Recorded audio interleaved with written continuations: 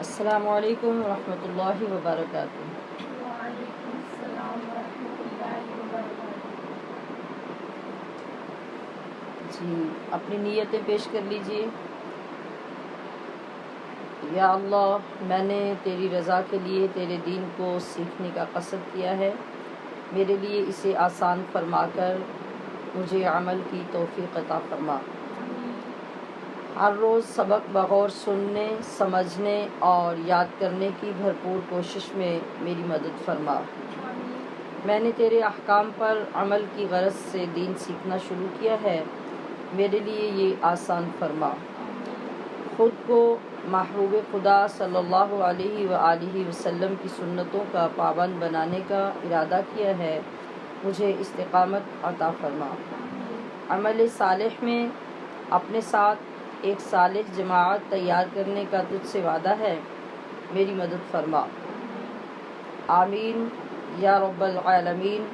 بجاہ سید المرسلین، والصلاة والسلام علی رسولہ الکریم۔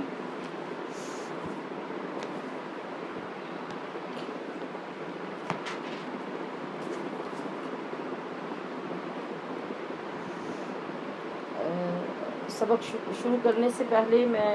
اگلے ٹیسٹ کے متعلق کچھ آپ کو بتا دوں کہ آپ کو آیت الکرسی دوبارہ یاد کرنے کے لیے دی گئی تھی، تو پھر اسی ترتیب سے کہ آپ نے وہ پہلے یاد کی ہوئی ہے، تو آپ کل شام تک، یعنی آج کا دن اور کل کا دن آپ کے پاس ہے، اس میں آپ مکمل آیت الکرسی دوبارہ سے ہمیں سینڈ کیجئے۔ جو غلطیاں آپ نے ٹھیک کی ہیں، میں پھر بھی ریوائز کے لیے آپ کو کل تک کا ٹائم پھر دے رہی ہوں۔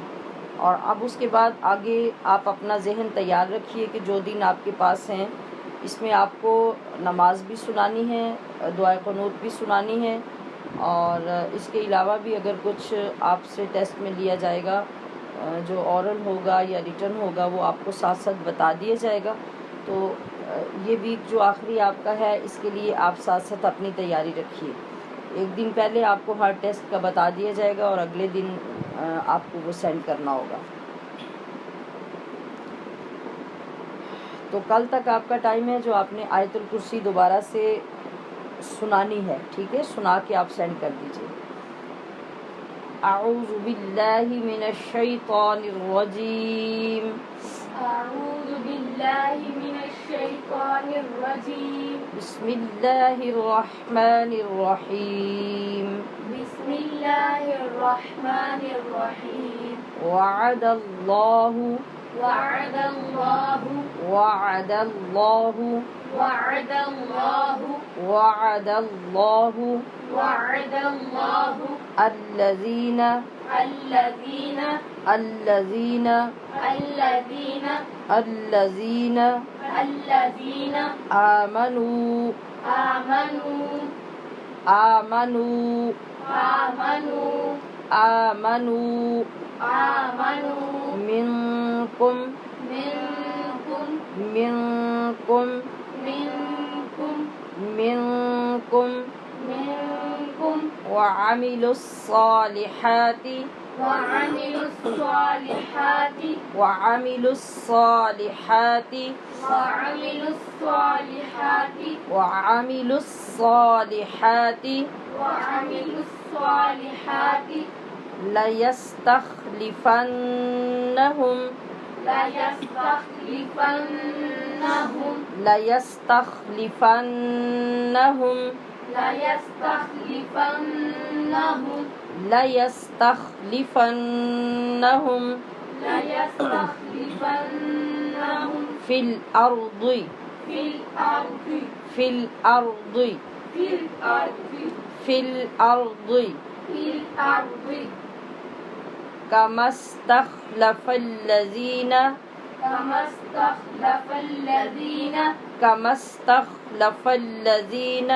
كما استخلف الذين كما استخلف الذين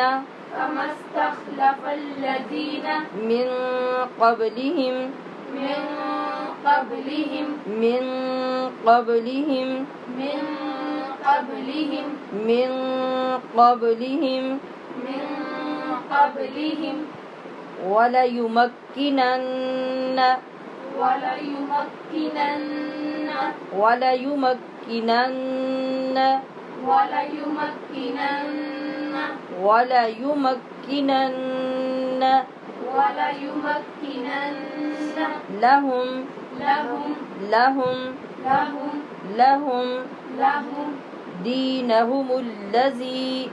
دينهم الذي دينهم الذي دينهم الذي دينهم الذي دينهم الذي ارتضى لهم ارتضى لهم ارتضى لهم ارتضى لهم ارتضى لهم. جی یہ اس لیے الگ سے پڑھایا ہے کہ جب پیچھے والے لفظ کو ملائے بغیر حمزہ وصلی کو پڑھنا ہو تو اس کا بھی آپ کو اندازہ ہونا چاہیے کہ کیسے پڑھنا ہے. الذی ارتضى لهم الذي ارتضى لهم. جی جب ملا کے پڑھیں گے تو یہ درمیان میں جو حمزہ ہے جس کو حمزہ وصلی کہتے ہیں یہ ختم ہو جائے گا، اور جب الگ پڑھیں گے تو پھر اس کے نیچے کسرہ لگایا ہم نے اور اس طرح سے پڑھیں گے. ارتضى ارتضى الذي ارتضى الذي ارتضى لهم لهم وليبدلنهم وليبدلنهم وليبدلنهم وليبدلنهم وليبدلنهم وليبدلنهم من بعد من بعد خوفهم خوفهم من بعد من بعد خوفهم خوفهم من بعد من بعد خوفهم خوفهم أمنا أمنا أمنا أمنا أمنا أمنا يعبدونني يعبدونني يعبدونني يعبدونني يعبدونني يعبدونني لا يشركون لا يشركون لا يشركون لا يشركون لا يشركون لا يشركون بي شيئا بي شيئا بي شيئا بي شيئا بي شيئا بي شيئا. ومن كفر ومن كفر ومن كفر ومن كفر ومن كفر ومن كفر بعد ذلك بعد ذلك بعد ذلك بعد ذلك بعد ذلك بعد ذلك فأولئك فأولئك فأولئك فأولئك فأولئك فأولئك هم الفاسقون هم الفاسقون هم الفاسقون هم الفاسقون هم الفاسقون هم الفاسقون. وأقيموا الصلاة وأقيموا الصلاة وأقيموا الصلاة وأقيموا الصلاة وأقيموا الصلاة وأقيموا الصلاة وآتوا الزكاة وآتوا الزكاة وآتوا الزكاة وآتوا الزكاة وأطيعوا الرسول وأطيعوا الرسول وأطيعوا الرسول وأطيعوا الرسول وأطيعوا الرسول وأطيعوا الرسول لعلكم لعلكم لعلكم لعلكم لعلكم لعلكم ترحمون ترحمون ترحمون ترحمون ترحمون ترحمون لا تحسبن لا تحسبن لا تحسبن لا تحسبن لا تحسبن لا تحسبن الذين الذين الذين الذين الذين الذين كفروا كفروا كفروا كفروا كفروا كفروا معجزين معجزين معجزين معجزين معجزين معجزين في الأرض في الأرض في الأرض في الأرض في الأرض في الأرض ومأوى ومأوى ومأوى ومأوى ومأوى ومأوى هم النار هم النار هم النار هم النار هم النار هم النار ولبئس ولبئس ولبئس ولبئس ولبئس ولبئس المصير المصير مصير مصير مصير مصير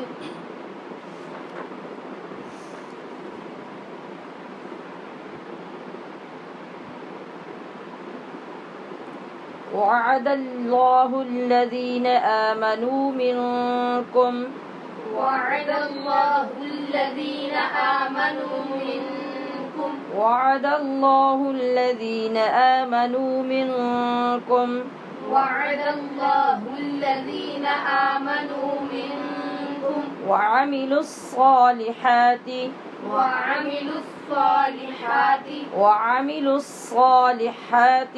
وعملوا الصالحات ليستخلفنهم في الأرض ليستخلفنهم في الأرض ليستخلفنهم في الأرض ليستخلفنهم في الأرض ليستخلفنهم في الأرض ليستخلفنهم في الأرض كما استخلف الذين كما استخلف الذين من قبلهم من قبلهم كما استخلف الذين من قبلهم كما استخلف الذين من قبلهم وليمكنن لهم دينهم وليمكنن لهم دينهم وليمكنن لهم دينهم وليمكنن لهم دينهم الذي ارتضى لهم الذي ارتضى لهم الذي ارتضى لهم الذي ارتضى لهم وليبدلنهم من بعد وليبدلنهم من بعد وليبدلنهم من بعد وليبدلنهم من بعد خوفهم أمنا خوفهم أمنا خوفهم أمنا خوفهم أمنا يعبدونني يعبدونني يعبدونني يعبدونني لا يشركون بي شيئا لا يشركون بي شيئا را کو ٹھیک نہیں پڑھتے آپ لا يشركون بي شيئا لا يشركون بي شيئا ومن كفر بعد ذلك ومن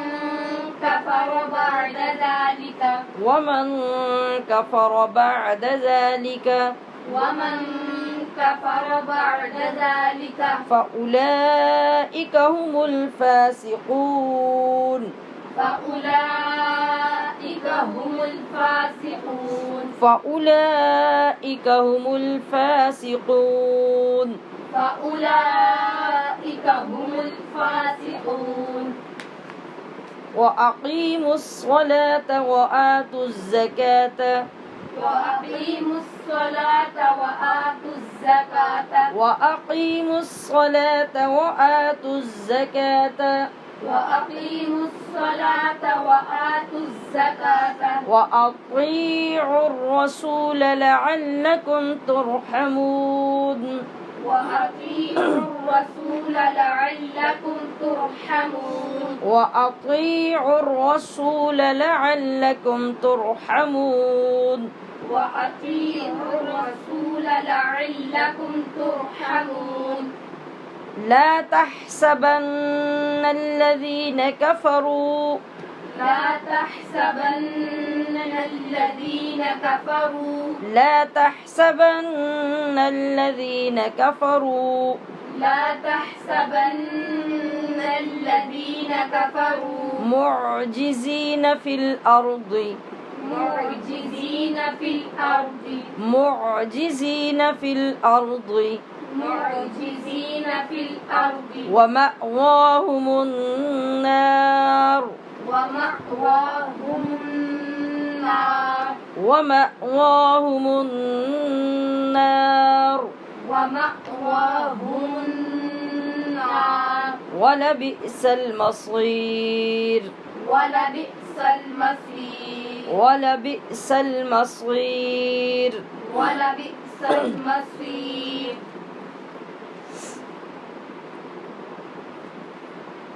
اب توجہ سے سنیے بسم اللہ الرحمن الرحیم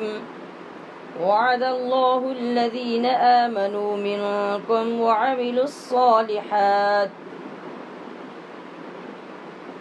لَيَسْتَخْلِفَنَّهُمْ فِي الْأَرْضِ كَمَا اسْتَخْلَفَ الَّذِينَ مِنْ قَبْلِهِمْ وَلَيُمَكِّنَنَّ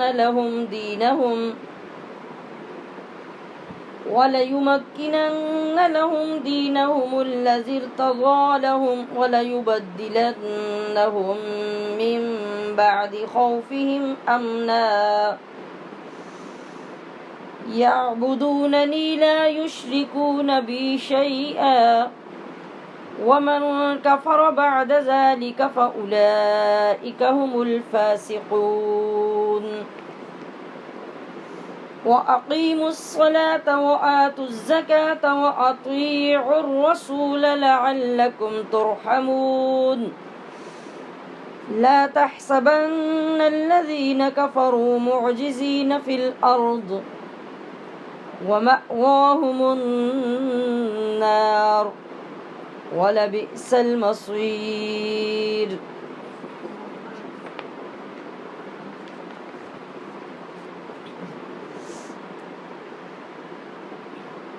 وعدہ فرمایا اللہ نے الذین ان لوگوں سے آمنو جو ایمان لائے منکم تم میں سے اور عاملو انہوں نے عمل کیے الصالحات اچھے یا نیک لَيَسْتَخْلِفَنَّ یہ جو آخر پہ نون آتا ہے مشدد اس طرح فعل کے اندر اور شروع میں لام جو آتا ہے جو جڑا ہوا لام ساتھ ہوتا ہے صرف زبر والا یہ دونوں تاکید کے لیے ہوتے ہیں جس کی وجہ سے ترجمے میں 2 مرتبہ ضرور لکھا جاتا ہے یعنی جس میں انتہائی تاکید اور یقین ہوتا ہے لَيَسْتَخْلِفَنَّ کہ ضرور ضرور وہ خلافت دے گا ہم انہیں فی الارض زمین میں کما جیسا کہ یا جیسی استخلفا اس نے خلافت دی الذین ان کو من قبلہم جو ان سے پہلے گزرے یا جو ان سے پہلے تھے اور لیمکنن یہاں پھر لام اور آخر پہ نون شد والا، اس کو کہا جاتا ہے نون تاکید، لام تاکید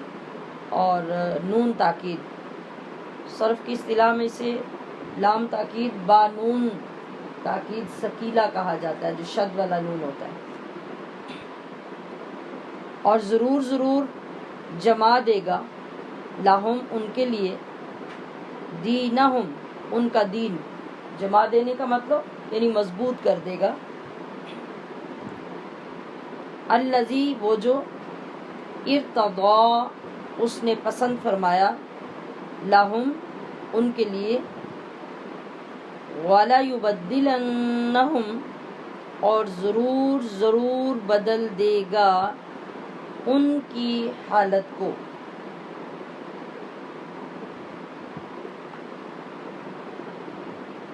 من بعد بعد خوفہم ان کے خوف کے، امنا امن سے، یعبدوننی وہ عبادت کریں میری، لا یشرکون نہیں شریک ٹھہرائیں گے، بی میرے ساتھ،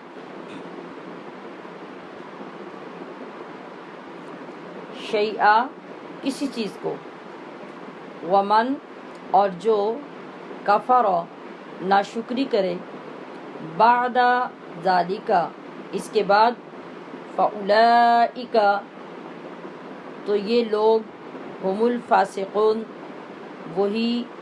نافرمانی کرنے والے ہیں یا نافرمان ہیں یا فاسق ہیں۔ وَأَقِیمُوا اور قائم رکھو، الصلاۃ نماز، اور آتو ادا کرو، الزکاۃ زکوٰۃ، وَأَطِیعُوا اور اطاعت کرتے رہو، الرسول رسول کی، لعلکم تاکہ تم پر، ترحمون رحم کیا جائے یا پھر تاکہ تم رحم کیے جاؤ۔ لا تحسبن ہرگز نہ خیال کرنا تم، الذین ان لوگوں کو، کفروا جنہوں نے کفر کیا، معجزین عاجز کرنے والے، فی الارض زمین میں، ومأواہم اور ان کا ٹھکانہ، النار آگ ہے، ولبئس اور بے شک کیا ہی بری ہے، المصیر پلٹنے کی جگہ، یا کیا ہی برا ہے ٹھکانہ۔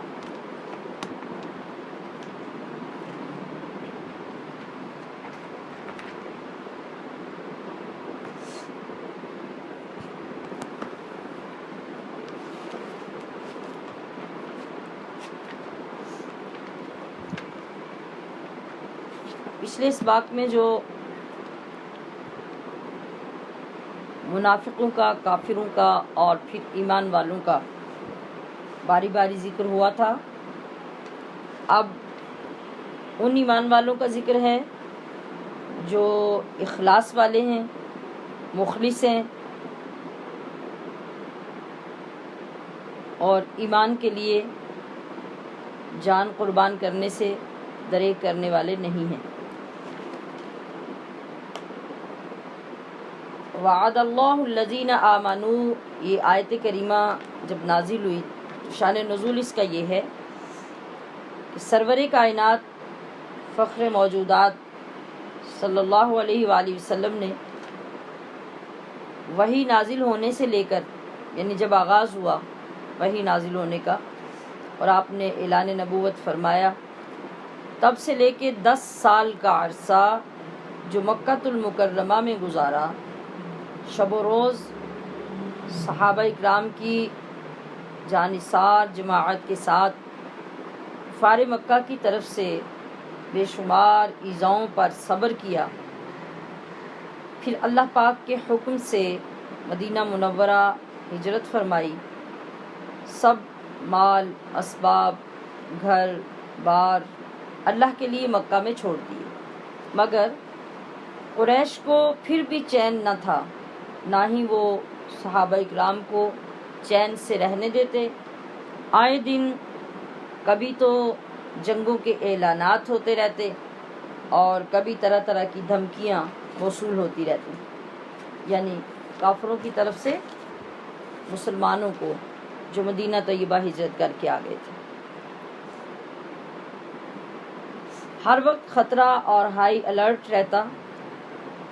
एक रोज़ एक सहाबी रसूल सल्लल्लाहु अलैहि वसल्लम हाजिर खिदमत होकर अर्ज़ करते हैं, या रसूल अल्लाह, कभी ऐसा ज़माना भी आएगा कि हमें अमन नसीब होगा और हम हथियारों के बग़ैर भी चल सकेंगे। इस सवाल पर ये आयत मुक़द्दसा नाजिल हुई जिससे हमने अभी सबक का आगाज़ किया। वअदल्लाहुल्लज़ीना आमनू, अल्लाह पाक ने फरमाया कि तुम में से ईमान वालों और अच्छे आमाल करने वालों से वादा किया जा रहा है कि तुम्हारा रब ज़रूर तुम्हें ज़मीन में खिलाफत अता फरमाएगा, जैसे तुमसे पहले यानी हज़रत दाऊद और हज़रत सुलेमान अलैहिस्सलाम वग़ैरहुमा अंबिया किराम को खिलाफत दी है, और जैसा कि मिस्र शाम के जाबिर काफिरों को हिलाक करके बनी इसराइल को खिलाफत दी और उन काफिरों पर उनको गलबा दिया। तुम्हारा रब तुम्हारे लिए भी दीन इस्लाम को तमाम अदियान यानी सारे दीनों पर गालिब करेगा। ज़रूर तुम्हारे खौफ के बाद तुम्हारी हालत को अमन से बदल देगा। चुनाचे ये वादा पूरा हुआ और अरब की सरजमीन से काफिर मिटा दिए गए, और फिर मशरिक़ व मगरिब के ममालिक अल्लाह ताला ने इनके लिए यानी मुसलमानों के लिए फतह फरमाई। तारीख़ की नाकाबिल तरदीद शहादत इस बात की तस्दीक करती है कि अहद रिसालती में मक्का मुकर्रमा, हिजाज, बहरैन, खैबर, यमन, जज़ीरा अरब के तमाम इलाक़े इस्लामी इलाक़े बन चुके थे। इस शान से अल्लाह करीम अपना वादा पूरा फरमा रहा था, और वो मुसलमान जो हर वक्त परेशानी में थे कि खाने का होश नहीं, सोने का होश नहीं, चारों तरफ से काफिरों ने घेरा हुआ था। आप देखते जाइए कि अल्लाह रब्बुल इज़्ज़त का वादा कितना मजबूत है और किस शान के साथ वो उसे पूरा फरमाता है। आप सल्लल्लाहु अलैहि वसल्लम की रहलत यानी दुनिया से पर्दा फरमाने के बाद अहद सिद्दीक़ी में झूठे नबियों के फैलाए हुए फितने ख़त्म हुए, हर तरफ अमन व अमान हुआ। इसी अहद में इस्लाम की आलमी फतूहात का आगाज़ हो गया, यानी इस्लाम अरब से बाहर निकला, और वो जो 2 साल और कुछ माह का मुख्तसर सा अरसा हज़रत सिद्दीक़ अकबर के पास था, उसमें ही अल्लाह रब्बुल इज़्ज़त ने ये बरक़ात ज़्यादा से ज़्यादा आगे बढ़ानी शुरू कर दी। जबकि आका अलैहिस्सलातु वस्सलाम की मौजूदगी में ही मैंने जिन इलाक़ों का ज़िक्र किया वो तो ऑलरेडी फतह हो चुके थे और इस्लामी ममालिक बन चुके थे। अब जब हज़रत अबू बकर सिद्दीक़ के ज़माने में इन चीज़ों का आगाज़ हुआ, आगे बढ़ी, बाहर निकली, तो मशरिक़ में हज़रत खालिद बिन वलीद और मगरिब में हज़रत अबू उबैदा की ज़ेर क़यादत इस्लामी लश्कर बरसरे पैकार थे। ये मुबारक फ़ौजें इस्लाम की फ़तह के परचम गाड़ती चली जा रही थी, اور پھر حضرت عمر فاروق کے زمانے میں اب تو فتوحات کی انتہا ہو گئی، روم فتح ہوا، مصر فتح ہوا، اور کسریٰ کی 4000 سالہ عزت و شان خاک میں مل گئی، جہاں ملک کے کونے کونے میں آتش کدے بنے ہوئے تھے، لوگ آگ کی پوجا کرتے تھے۔ اللہ کا وعدہ جو پورا ہوا تو گلی گلی اور گھر گھر میں اشہد ان لا الہ الا اللہ وحدہ لا شریک لہ واشہد ان محمدًا عبدہ ورسولہ کی نورانی صدائیں بلند ہوتی سنائی دیتی۔ یہ سلسلہ رکا نہیں، بلکہ رب اپنی شان کے مطابق ہی وعدہ پورا فرما رہا تھا۔ سیدنا عثمان غنی کے دور خلافت میں چلتے چلتے یہ فتوحات شمالی افریقہ، جزیرہ قبرص، مشرق میں چین کی سرحدوں تک اور ادھر سندھ کے ریگستانوں تک اسلام کا نور ذوفشانی کرنے لگا۔ وہ مسلمان جو ہر وقت سہمے ہوئے اور ڈرے ہوئے رہتے تھے، اب اللہ نے وہ شان و سطوت اور رعب و دبدبہ عطا کر دیا کہ جدھر سے مصطفیٰ کریم کے کسی غلام کا گزر ہوتا، بڑے بڑے سرداروں کے سر جھک جاتے۔ حضرت عدی فرماتے ہیں، میں بارگاہ رسالت مآب میں بیٹھا تھا کہ ایک شخص آیا، اس نے فقر و فاقے کی شکایت کی، پھر دوسرا آیا، اس نے راہزنی کی شکایت کی، اور دست درازیوں کا شکوہ کیا۔ مطلب کیا تھا کہ ہر وقت جو ڈاکو، چور، راہزن جو راستوں میں بیٹھے ہوئے قافلوں کو لوٹ لیتے ہیں، سامان لوٹ لیتے ہیں، مال پٹائی کرتے ہیں، تو ہمیں کسی طرف بھی چین نہیں ہے، ہم کسی حال میں بھی مطمئن نہیں ہیں۔ تو نبی علیہ الصلوۃ والسلام نے ارشاد فرمایا، اے عدی، تو نے حیرا کا شہر دیکھا ہے؟ میں نے عرض کیا، مجھے دیکھنے کا موقع نہیں ملا، البتہ لوگوں سے اس کے بارے میں سنا ہے۔ آپ نے فرمایا، اگر تیری زندگی دراز ہوئی تو تو دیکھے گا ایک عورت تنہا اونٹنی پر سوار ہو کر ہیرا سے چلے گی اور آ کر کعبے کا طواف کرے گی، اسے اللہ کے سوا کسی کا ڈر نہیں ہوگا۔ میں نے دل میں سوچا کہ قبیلہ بنی طے کے قزاق اور ڈاکو کدھر جائیں گے؟ یعنی اس قبیلے کے لوگ سب سے زیادہ ظالم، سب سے زیادہ ڈاکے ڈالنے والے، چوریاں کرنے والے، لوگوں پہ ظلم کرنے والے تھے۔ تو کہنے لگے کہ میں نے سوچا کہ پھر یہ جو بڑے بڑے ڈاکو اور قزاق ہیں، یہ کدھر چلے جائیں گے جب اتنا امن ہو جائے گا؟ یعنی اس کا مطلب یہ ہے کہ جس وقت ایسے حالات میں بات کی جاتی ہے نا، جب کوئی آثار ہی نظر نہ آ رہے ہوں، تو وہ بات بہت بڑی اور بہت عجیب لگتی ہے۔ تو جس وقت نبی کریم صلی اللہ علیہ وسلم یہ ارشاد فرما رہے تھے، اس وقت تو یہ حال تھا کہ مسلمانوں کا کعبے تک جانا ناممکن تھا، نماز پڑھنا ناممکن تھا، اور اس قدر ظلم و ستم کفاران قریش کرتے تھے، اور سرداران قریش کے اس کو سننا اور سمجھنا مشکل تھا، جو ظلم و ستم مسلمان ان کی طرف سے برداشت کرتے تھے۔ تو ایسے میں آقا علیہ الصلوۃ والسلام کا یہ فرمانا، یہ ابھی وہ وقت آنے والا ہے جب اتنا امن، اتنا سکون ہو جائے گا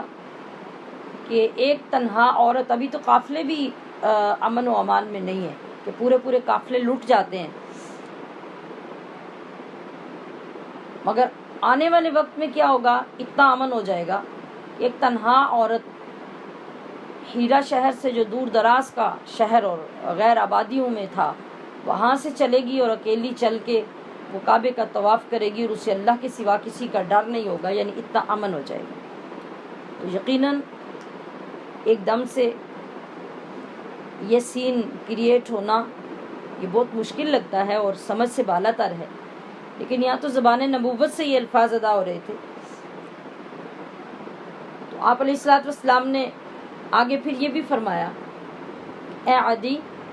تم کسریٰ کے خزانے فتح کرو گے۔ میں پھر حیران ہوا اور میں نے عرض کیا کہ کیا اس سے شہنشاہ ایران مراد ہے؟ آپ نے ارشاد فرمایا ہاں، کسریٰ بن ہرمز شہنشاہ ایران۔ تم دیکھو گے کہ لوگ ہاتھ میں سونا اور چاندی لیے کسی غریب کی تلاش میں پھر رہے ہوں گے، مگر کوئی غریب مملکت اسلامیہ میں نہیں ملے گا۔ پھر عدی کہتے ہیں کہ میں نے ہیرا سے آ کر کعبے کا طواف کرنے والی اس عورت کو اپنی آنکھوں سے دیکھا۔ مطلب ان کا یہ تھا کہ میں اس وقت تک زندہ رہا کہ جب اتنی فتوحات اللہ پاک نے اسلام کو عطا کر دی، تمام علاقے مسلمانوں کے زیر نگیں آ گئے، اور کفر کو اللہ پاک نے ایسی شکست فاش عطا کی،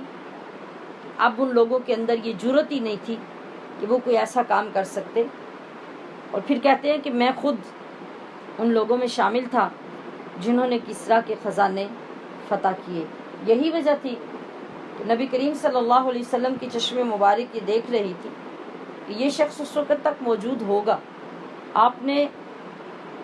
وہ شکوہ کرنے والے شخص کو نہیں فرمایا یا اور کوئی آس پاس بیٹھا تھا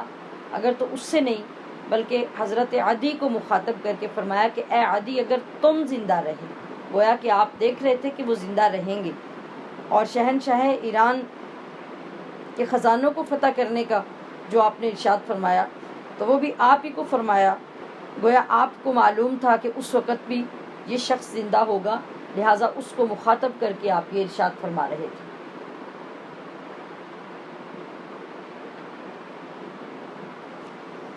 ابھی اللہ کریم نے ان نعمتوں کا اور اپنے وعدے کے پورا فرمانے کا تذکرہ فرمانے کے بعد اب وارن کیا کہ وَمَن كَفَرَ بَعْدَ ذَلِكَ، کہ اتنی بڑی کامیابیاں ملنے کے بعد جو شخص کفران نعمت کرے گا، یعنی نعمت کی ناشکری کرے گا، تو وہی فاسق ہوگا۔ وَمَن كَفَرَ، یہاں جو کفر کا لفظ ہے یہ ایمان کے مقابلے میں جو کفر ہے وہ نہیں ہے، بلکہ یہاں کفران نعمت، جس کا مطلب ہوتا ہے ناشکری کرنا، نعمت کی ناشکری۔ اور اس نعمت کی سب سے پہلے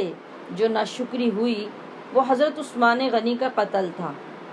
جب ان لوگوں نے حضرت عثمان کو شہید کر دیا تو جو امن کی نعمت اللہ پاک نے دی تھی وہ واپس لے لی، اور پھر مسلمانوں پر خوف مسلط کر دیا گیا، حتیٰ کہ وہ ایک دوسرے کو قتل کرنے لگے اور خون ریزیوں میں مشغول ہو گئے۔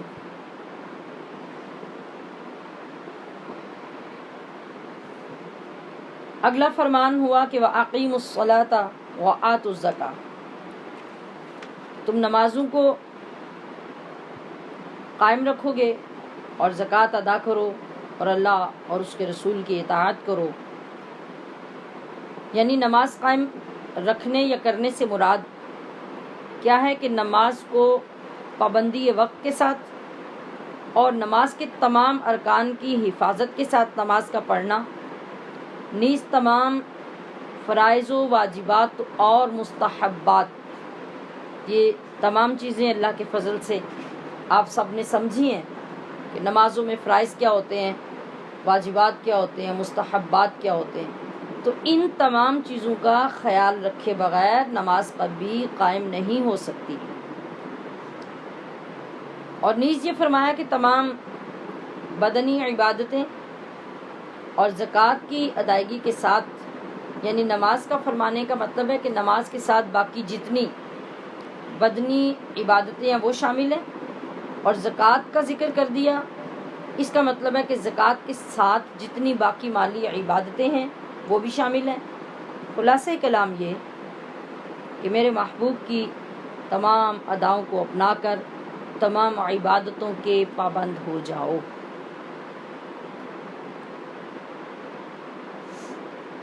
اور آگے نبی کریم صلی اللہ علیہ وسلم سے خطاب فرمایا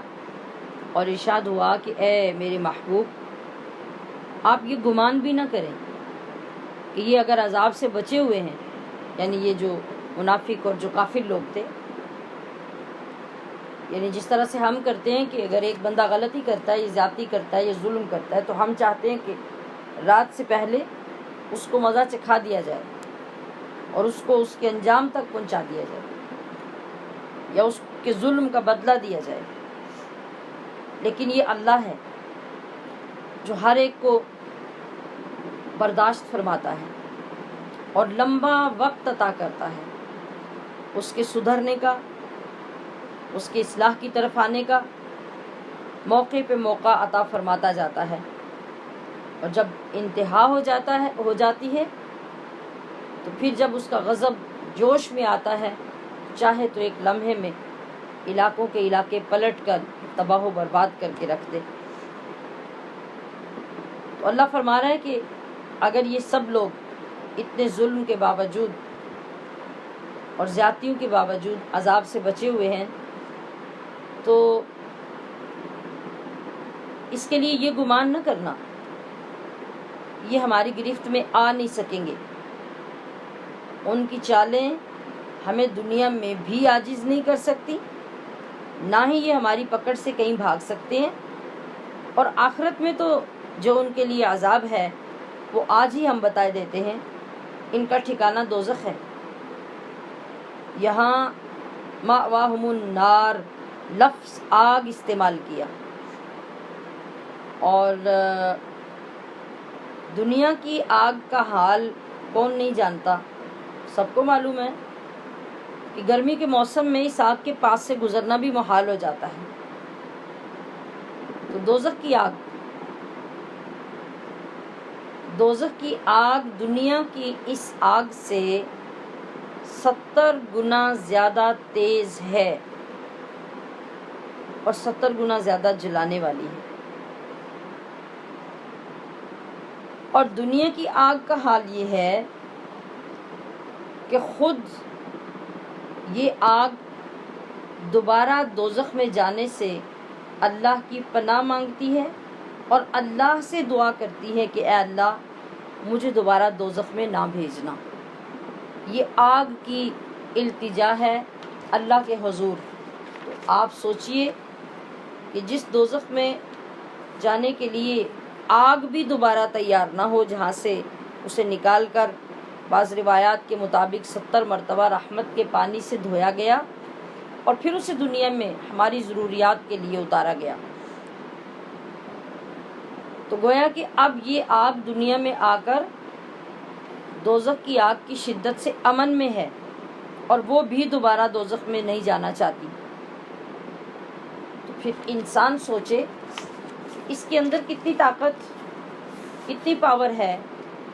جس طرح سے یہ بدعمالیاں کرتا جاتا ہے تو یہ کیا سمجھتا ہے کہ کتنا عذاب اور کتنی شدت اور اللہ کا کتنا غضب برداشت کر سکے گا. اس لیے اللہ کریم بار بار ان چیزوں کی یاد دلا کر بندے کو متنبہ کرتا ہے، الرٹ کرتا ہے، وارن کرتا ہے کہ آج وقت ہے، آج سدھر جاؤ اور آج میرے فرمودات پر عمل کر لو، ورنہ اس کے بعد پھر تمہارے لیے کوئی گنجائش نہیں ہوگی.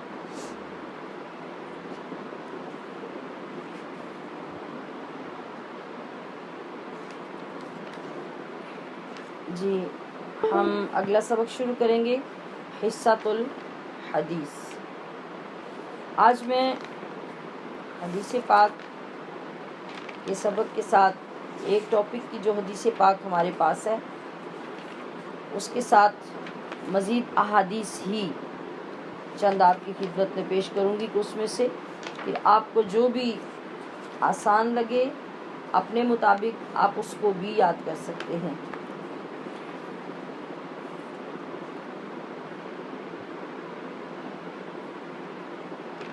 جی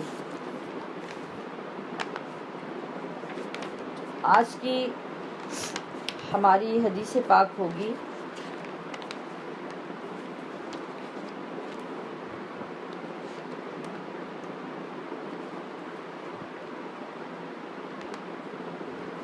بہت مختصر سے لفظ ہوں گے. نبی کریم صلی اللہ تعالی علیہ وسلم ارشاد فرماتے ہیں الذکر الذکر شفاء القلوب شفاء القلوب الذکر الذکر شفاء القلوب شفاء القلوب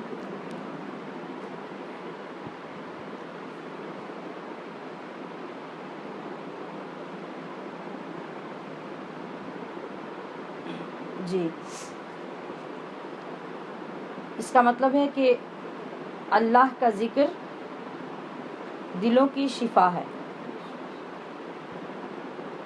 اس کے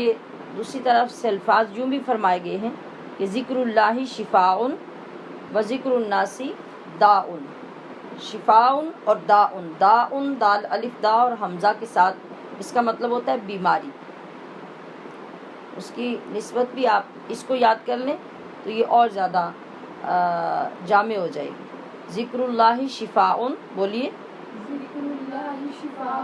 ذکر اللہ شفاء ذکر اللہ شفاء و ذکر الناس داء. وذکر الناس داء. اللہ کا ذکر شفا ہے اللہ کا ذکر شفا ہے اور لوگوں کا ذکر بیماری ہے. اور لوگوں کا ذکر بیماری ہے. اب آپ سمجھ لیجئے کہ بیماری کیسے ہوتا ہے. لوگوں کا ذکر جب ہم کرتے ہیں تو اس میں ہم اپنا وقت برباد کرتے ہیں.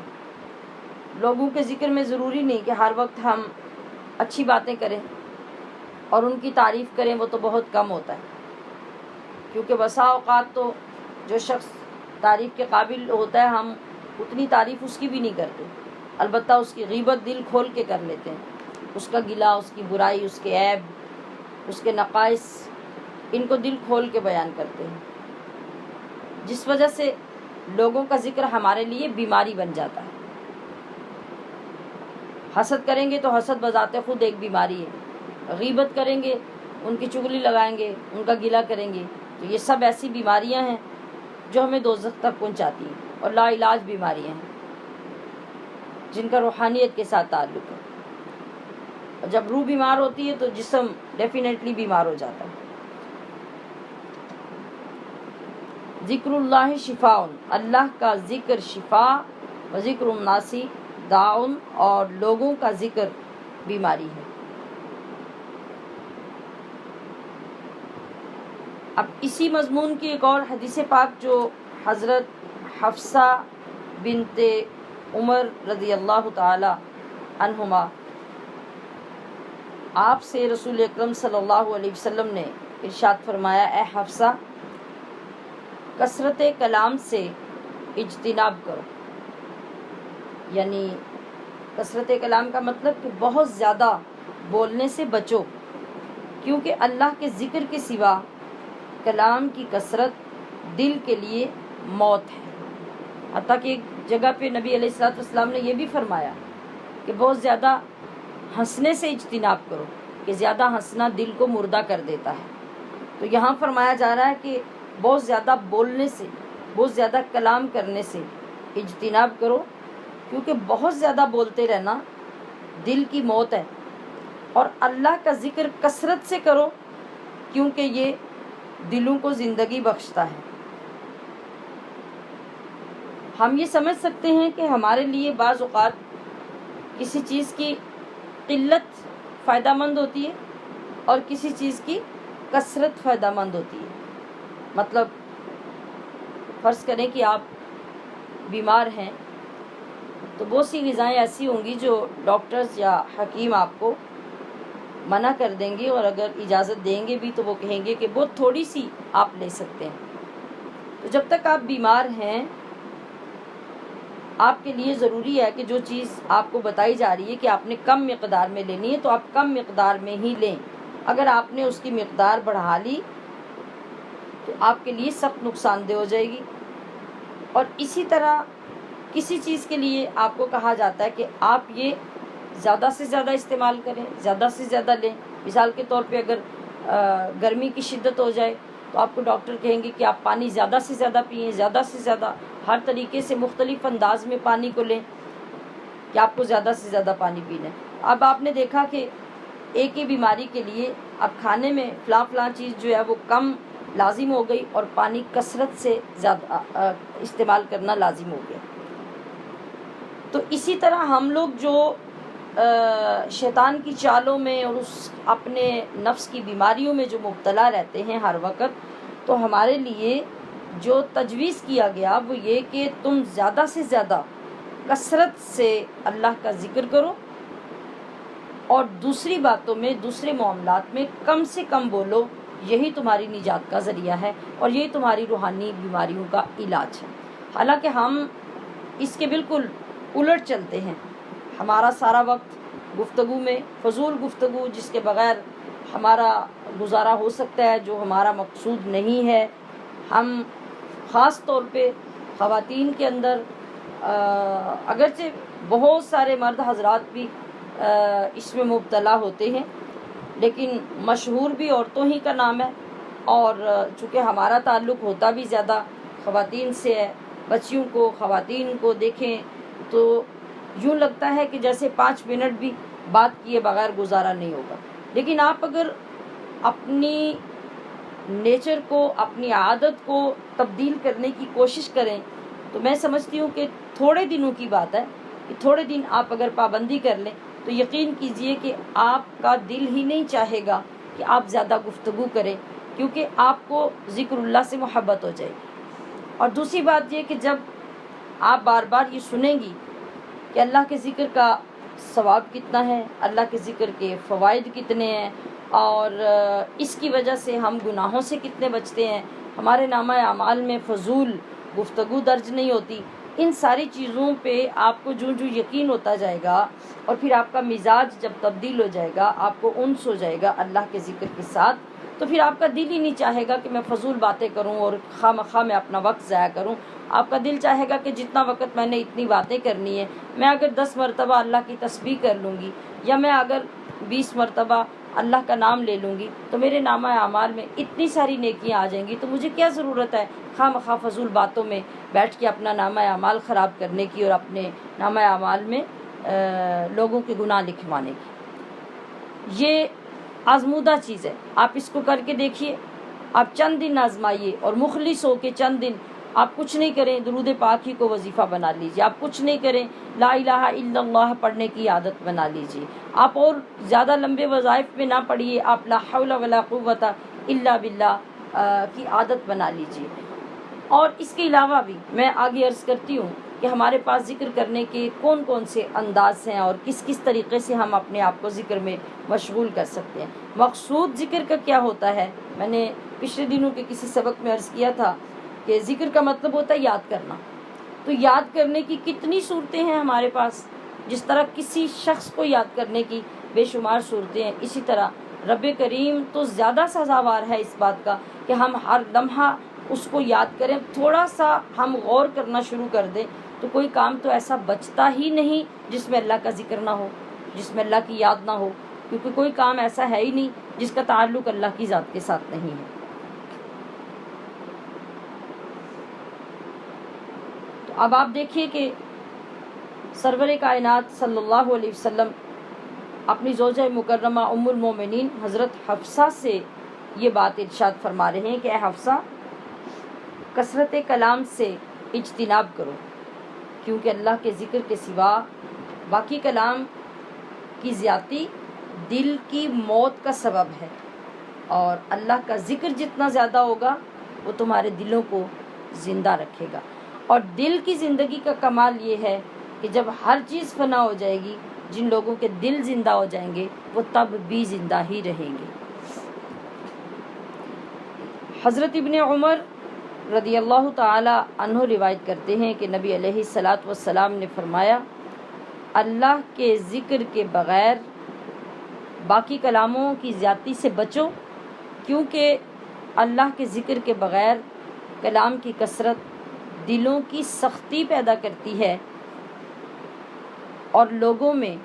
اللہ سے سب سے زیادہ دور وہ شخص ہوگا جس کا دل سخت ہے۔ آپ نے دیکھا کہ ایک ہی بات کے لیے آپ علیہ الصلوۃ والسلام نے مختلف طریقوں سے رغبت دی۔ ادھر فرمایا کہ دل مردہ ہو جاتا ہے، اور ادھر فرمایا کہ دل سخت ہو جاتے ہیں، اور جو سخت دل لوگ ہوتے ہیں ان کے دل جتنے سخت ہوں گے وہ اتنے ہی اللہ سے دور ہو جائیں گے۔ پھر ام المومنین حضرت ام حبیبہ رضی اللہ تعالی عنہا بیان کرتی ہیں کہ نبی علیہ الصلوۃ والسلام نے فرمایا کہ نیکی کا حکم دینے اور برائی سے منع کرنے اور اللہ کا ذکر کرنے کے علاوہ اولاد آدم کا کوئی بھی کلام اس کے لیے فائدہ مند نہیں ہے۔ غور کیجئے، 3 لفظوں میں آپ صلی اللہ علیہ وسلم نے ہماری دنیا آخرت اور اس کا نصب العین سمجھا دیا۔ پھر سنیے کیا فرمایا آپ علیہ السلام نے۔ ایک کام ہے کہ نیکی کا حکم دینا، یعنی اپنے ارد گرد والوں کو جن کے ساتھ آپ کا تعلق ہے، جن کے ساتھ آپ کا اٹھنا بیٹھنا ہے، آپ کی گفتگو ہوتی ہے، تو آپ نیکی کا حکم دیتے رہیں۔ آپ کے پاس کوئی 1-2 کام نہیں ہے نیکی کا حکم دینے کے لیے، بلکہ ہر وہ کام جو آپ کا ساتھی سر انجام دے رہا ہے، آپ کی دوست ہیں، بہن ہے، عزیز و اقارب ہے، ہر روز میں اس پہ گفتگو کسی نہ کسی اینگل سے کرتی ہوں کہ جب آپ دیکھ رہے ہیں کہ وہ ایک کام عام انداز میں ہو رہا ہے اور اس کو زیادہ احسن کرنے کا طریقہ ہمارے پاس موجود ہے اور وہ ہے سنت رسول صلی اللہ علیہ وسلم، تو آپ اپنے اس عزیز کے کام کو سنت مصطفیٰ کی طرف موو کروا دیں اور اس کے لیے خوبصورت انداز خود اپنے اندر پیدا کریں کہ آپ یہ کام اگر ایسے کریں تو یہ کام بھی ہو جائے گا اور اس کا ثواب بھی مل جائے گا۔ تو اتنا کہنا بھی آپ کا جو ہے وہ نیکی کی دعوت ہو جائے گی، نیکی کا حکم ہو جائے گا۔ اسی طرح آپ کے ارد گرد بچے ہیں، اڑوس پڑوس والے لوگ ہیں، جن سے ملیں، وہاں پہلو نکال لیں کہ ہم نے اس پہلو سے کسی نہ کسی انداز سے اپنے محبوب آقا صلی اللہ علیہ وسلم کا حکم پہنچانا ہے تو وہ پہنچا دیں۔ اور دوسرا کام کیا کرنا ہے؟ آپ نے برائی سے منع کرنا ہے۔ وہ بچہ ہو تو بچے کی مینٹلٹی کے مطابق آپ اس کو برائی سے منع کریں، اور برائی سے منع کرنے کے لیے ڈانٹ ڈپٹ سے زیادہ جو مؤثر طریقہ ہو سکتا ہے وہ سب سے خوبصورت طریقہ یہ ہے کہ آپ بچپن سے ہی بچے کے دل میں ایک تخیلاتی طور پہ، تصوراتی طور پہ اپنے نبی علیہ الصلوۃ والسلام کی ذات کا احساس پیدا کریں اور وقتاً فوقتاً اس بچے کو حضور صلی اللہ علیہ وسلم کی ذات کے ساتھ اٹیچ کریں، اور پھر اس کو یہ اہمیت بتائیں کہ آپ کا یہ کام نبی علیہ السلام کو پسند ہے، آپ کا یہ کام پسند نہیں ہے، آپ کو یہ کرنا چاہیے، یہ نہیں کرنا چاہیے۔ جب آپ اس انداز سے ایک تو بچے کو منع کریں گے برائی سے تو وہ منع ہوگا، دوسرے اس کے اندر نبی علیہ الصلوۃ والسلام کی محبت ابتدا سے ہی پیدا ہونی شروع ہو جائے گی۔ 2 چیزیں ہوگی۔ اور آپ علیہ الصلوۃ والسلام نے فرمایا کہ اللہ کا ذکر کرنے کے علاوہ، یعنی جب بھی آپ کی زبان فارغ ہے آپ کیا کریں؟ آپ اللہ کا ذکر کسی نہ کسی طریقے سے، وہ تسبیح ہو، وہ تحلیل ہو، وہ تکبیر ہو، اللہ اکبر ہو، سبحان اللہ ہو، الحمدللہ ہو، کچھ بھی جو آپ کو میسر آ جائے، جو لفظ بھی آپ کی زبان پہ آ جائے اسے بولیں، اور اس کے بولنے سے آپ کے نامہ اعمال میں جو اس کا اجر و ثواب لکھا جائے گا اس کا آپ تصور بھی نہیں کر سکتے۔ اور پھر یہ کہ زبان کو فضول بولنے کی فرصت بھی نہیں رہے گی۔ تو حضرت انس رضی اللہ تعالی عنہ نے جو روایت فرمائی، جو آغاز میں نے ذکر کیا کہ ذکر اللہ شفاء القلوب، کہ اللہ کا ذکر دلوں کے لیے شفا ہے۔ پھر حضرت عون بن عبداللہ روایت کرتے ہیں کہ وہ مجلسیں جہاں پہ اللہ کا ذکر کیا جاتا ہے وہ بھی لوگوں کے دلوں کے لیے شفا ہے، خود ذکر بھی شفا ہے، اور اللہ کے ذکر کی مجلسیں جن میں لوگ جمع ہو کے اللہ کا ذکر کرتے ہیں وہ بھی دلوں کے لیے شفا ہے۔ اور اس کے بعد اللہ کے رسول صلی اللہ علیہ وسلم فرماتے ہیں الذکر ثقالۃ القلوب، یعنی ارشاد ہوتا ہے کہ لکل شیء ثقالہ، ہر چیز جب گندی ہو جاتی ہے تو اس کو چمکانے والی کوئی چیز ہوتی ہے۔ آپ دیکھتے ہیں کبھی ریگ مار کے ساتھ کسی چیز کو چمکایا جاتا ہے، کسی کے ساتھ اسٹیل وول استعمال ہوتا ہے اور اس کے ساتھ چمکایا جاتا ہے، کبھی صابن، کبھی مختلف کیمیکلز کے ساتھ چیزوں کو صاف شفاف کر کے ان کی چمک بحال کی جاتی ہے۔ اس لیے آپ علیہ السلام نے فرمایا کہ لکل شیء سقالہ، کہ ہر چیز، کوئی بھی چیز ہوگی، کوئی نہ کوئی چیز اس کو صاف کرنے کے لیے، دوبارہ چمکدار بنانے کے لیے ہوگی۔ کپڑے لے لیں، لوہے کی چیزیں لے لیں، پیتل کی چیزیں لے لیں، اور ارد گرد ہمارے جو سامان ہے، فرنیچرز لے لیں، ہر چیز کے لیے مختلف چیزیں آپ کو مارکیٹ سے ملیں گی۔ لیکن اللہ کے حبیب فرما رہے ہیں کہ جو دل ہوتے ہیں،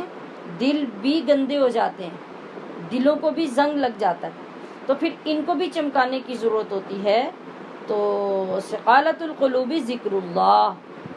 کہ دلوں کو چمکانے کے لیے اللہ کا ذکر ہے۔ اللہ کے ذکر سے بڑھ کر کوئی چیز عذاب الہی سے نجات نہیں دلا سکتی، اور نہ ہی اس سے زیادہ کوئی چیز تمہارے دلوں کو صاف کر سکتی ہے۔ جیسا کہ حضرت ابو درداء رضی اللہ تعالی عنہ فرماتے ہیں کہ ہر چیز کو چمکانے والی کوئی شے ہوتی ہے، اور دلوں کو چمکانے والی چیز اللہ کا ذکر ہے۔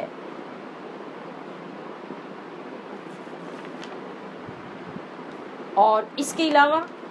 اللہ کے رسول صلی اللہ علیہ وسلم نے یہ بھی فرمایا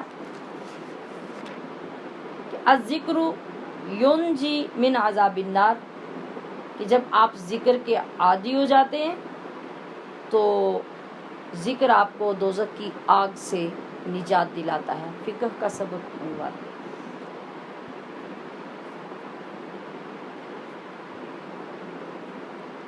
جیسا کہ نبی کریم صلی اللہ علیہ وسلم نے ارشاد فرمایا کہ اللہ تعالیٰ فرمائے گا جس نے مجھے ایک دن بھی یاد کیا یا کسی ایک مقام پر بھی مجھ سے ڈرا، اسے آگ سے نکال دو۔ یعنی اگر گناہگار دوزخ میں چلے جائیں گے تو وہ عارضی طور پہ جائیں گے، اور اللہ تبارک و تعالیٰ فرمائے گا کہ ان لوگوں کو چیک کرو، ان میں سے اگر کسی نے مجھے ایک دن بھی محبت سے یاد کیا ہو، یا میرا ذکر کیا ہو، یا کسی گناہ کے وقت میں مجھ سے ڈر گیا ہو، تو اس کو دوزخ سے نکال دو۔ یعنی اتنا ڈر اور اتنا ذکر بھی بالآخر بندے کو دوزخ سے نکلوا دے گا۔ پھر آپ علیہ الصلوۃ والسلام نے یہ بھی ارشاد فرمایا کہ الذکر ینجی من الشیطان، کہ آپ کا جو ذکر کرنا ہے وہ آپ کو شیطان سے نجات دلاتا ہے۔ یہ کیسی کمال کی چیز ہے، ہمارا دھیان کبھی اس طرف ہوا؟ آپ علیہ الصلوۃ والسلام فرماتے ہیں کہ جب انسان کہیں بھی موجود ہوتا ہے نا تو شیطان اس کے پیچھے بیٹھا رہتا ہے، شیطان اس کی کمر میں موجود رہتا ہے۔ اور وہ موجود کیوں رہتا ہے؟ وہ اس لیے کہ وہ ہر وقت چیک کرتا ہے کہ یہ بندہ اللہ کے ذکر سے غافل ہے، اس کا دل غافل ہے یا نہیں۔ شیطان کا حملہ ہوتا ہی اس وقت ہے بندے کے دل پر جب اس کا دل غافل ہوتا ہے۔ جب اس کا دل غافل نہیں ہوتا تو وہ حملہ نہیں کر سکتا، اسی وجہ سے وہ چپک کے بیٹھا رہتا ہے، اور وہ دیکھتا رہتا ہے کہ جیسے ہی بندے کا دل اللہ کے ذکر سے غافل ہوگا تو وہ اس پہ حملہ کرے گا اور اس کو برے وسوسے اور برے خیالات اور برے کاموں کی طرف مائل کر لے گا، اور اس میں وہ کامیاب ہو جائے گا۔ اگر ہمیں یہ احساس ہونے لگ جائے کہ جیسے ہی ہم غافل ہوں گے تو ہمارا دشمن ہمارے اوپر حملہ کر دے گا، تو یقینی طور پہ یہ تصور ہمیں کافی حد تک اللہ کے ذکر سے اٹیچ کر دے گا۔ پھر ایک حدیث پاک میں آپ علیہ الصلوۃ والسلام نے یہ بھی فرمایا کہ کثرت الذکر احب الاعمال الی اللہ تعالی، کہ اللہ کا کثرت سے ذکر کرنا اس کے ہاں محبوب ترین عمل ہے۔ یعنی تمام اعمال سے پسندیدہ عمل یہ ہے کہ انسان کثرت سے ذکر کرے۔ دیکھیے، ایک آدمی نے نبی علیہ الصلوۃ والسلام سے سوال کیا کہ یا رسول اللہ، کون سا جہاد اجر میں سب سے زیادہ ہے؟ آپ نے ارشاد فرمایا کہ جس جہاد میں اللہ تعالیٰ کا ذکر زیادہ سے زیادہ کیا جائے۔ اس نے دوبارہ عرض کیا کہ کہ یا رسول اللہ روزہ داروں میں سے کس روزہ دار کا اجر سب سے زیادہ ہے؟ آپ نے ارشاد فرمایا جس میں اللہ تعالیٰ کا ذکر سب سے زیادہ ہو۔ سوال کرنے والے نے پھر سوال کیا، ہمارے سامنے نماز، زکوٰۃ، حج اور صدقے کے متعلق صحابہ کہتے ہیں کہ ہمارے سامنے اس نے نماز، حج، زکوٰۃ، صدقہ ان تمام چیزوں کے بارے میں پوچھا، تو رسول اللہ صلی اللہ علیہ وسلم نے ہر ایک کے بارے میں یہی فرمایا کہ جس کام میں اللہ تعالیٰ کا ذکر سب سے زیادہ ہو اس کا اجر زیادہ ہے۔ اس پر حضرت ابو بکر صدیق نے حضرت عمر فاروق سے کہا، اے ابو حفص، یہ آپ کی کنیت ہے حضرت عمر فاروق کی، اے ابو حفص، اللہ کا ذکر کرنے والے تمام نیکیاں لے گئے۔ رسول اللہ صلی اللہ علیہ وسلم نے اس کی تصدیق فرمائی کہ ہاں بالکل۔ کیا مطلب؟ یعنی جب آپ نے ہر کام کی افضلیت کو ذکر اللہ کے ساتھ خاص کیا کہ بے شک جہاد کرنا تمہارا بہت اعلیٰ عمل ہے، لیکن جہاد میں سے افضل جہاد وہ ہوگا جس میں ذکر خدا زیادہ ہوگا، یعنی تم جہاد بھی کرو گے اور تمہاری زبان اللہ کے ذکر میں بھی لگی رہے گی۔ اور روزہ دار میں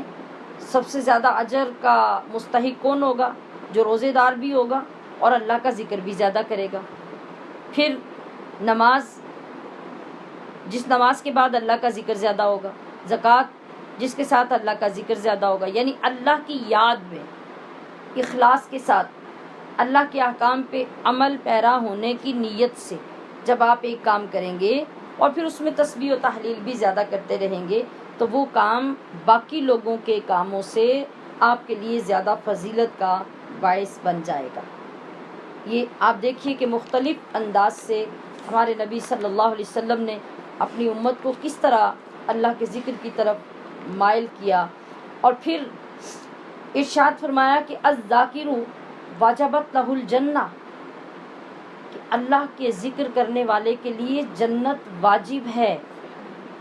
کہ کبھی یہ نہیں ہو سکتا کہ ایک انسان دنیا میں اللہ کے ذکر سے غافل نہ رہے اور پھر اس کو جنت نہ ملے،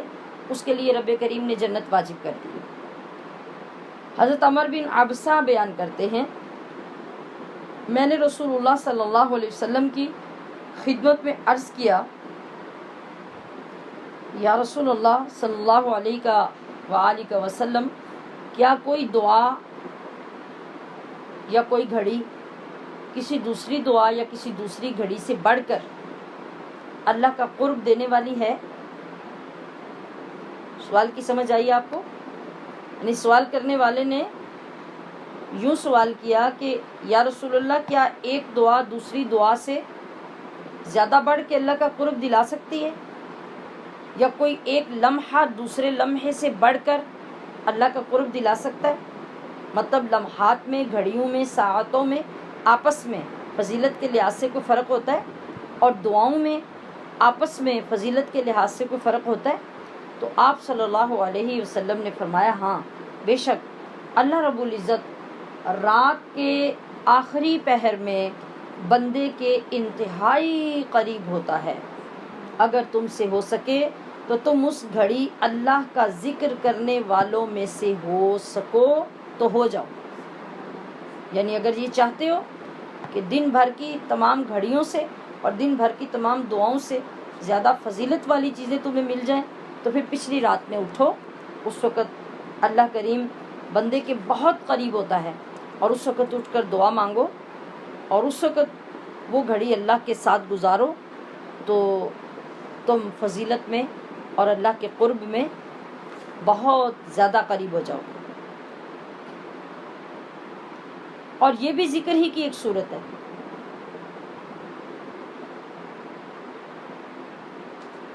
رسول اللہ صلی اللہ علیہ وسلم نے فرمایا کہ جو صبح کی نماز باجماعت ادا کر کے، یعنی مرد حضرات اور خواتین گھر میں، طلوع آفتاب تک ذکر الہی میں مشغول رہیں، پھر کھڑے ہو جائیں اور کھڑے ہو کر 2 رکعت نماز اشراق کی ادا کریں، تو اتنے وقت کی اس عبادت کے بعد اللہ رب العزت ایسے شخص کو ایک حج اور ایک عمرے کے برابر ثواب عطا کرتے ہیں۔ اور پھر یہ بھی ارشاد فرمایا کہ جن لوگوں کی زبانیں ذکر الہی سے ہمیشہ تر رہتی ہیں وہ جنت میں مسکراتے ہوئے داخل ہو جائیں گے۔ اچھا، اب میں یہاں آپ کی توجہ اس طرف دلانا چاہوں گی کہ جیسا کہ میں نے عرض کیا کہ ذکر کا مطلب ہوتا ہے کسی کو یاد کرنا یا یاد رکھنا۔ تو کیا یاد رکھنے کا طریقہ یہی ہوگا کہ ہم سبحان اللہ یا الحمدللہ یا اللہ اکبر یا لا الہ الا اللہ یا لا حول ولا قوت الا باللہ یا اسی طرح کے اور کلمات پڑھتے رہیں؟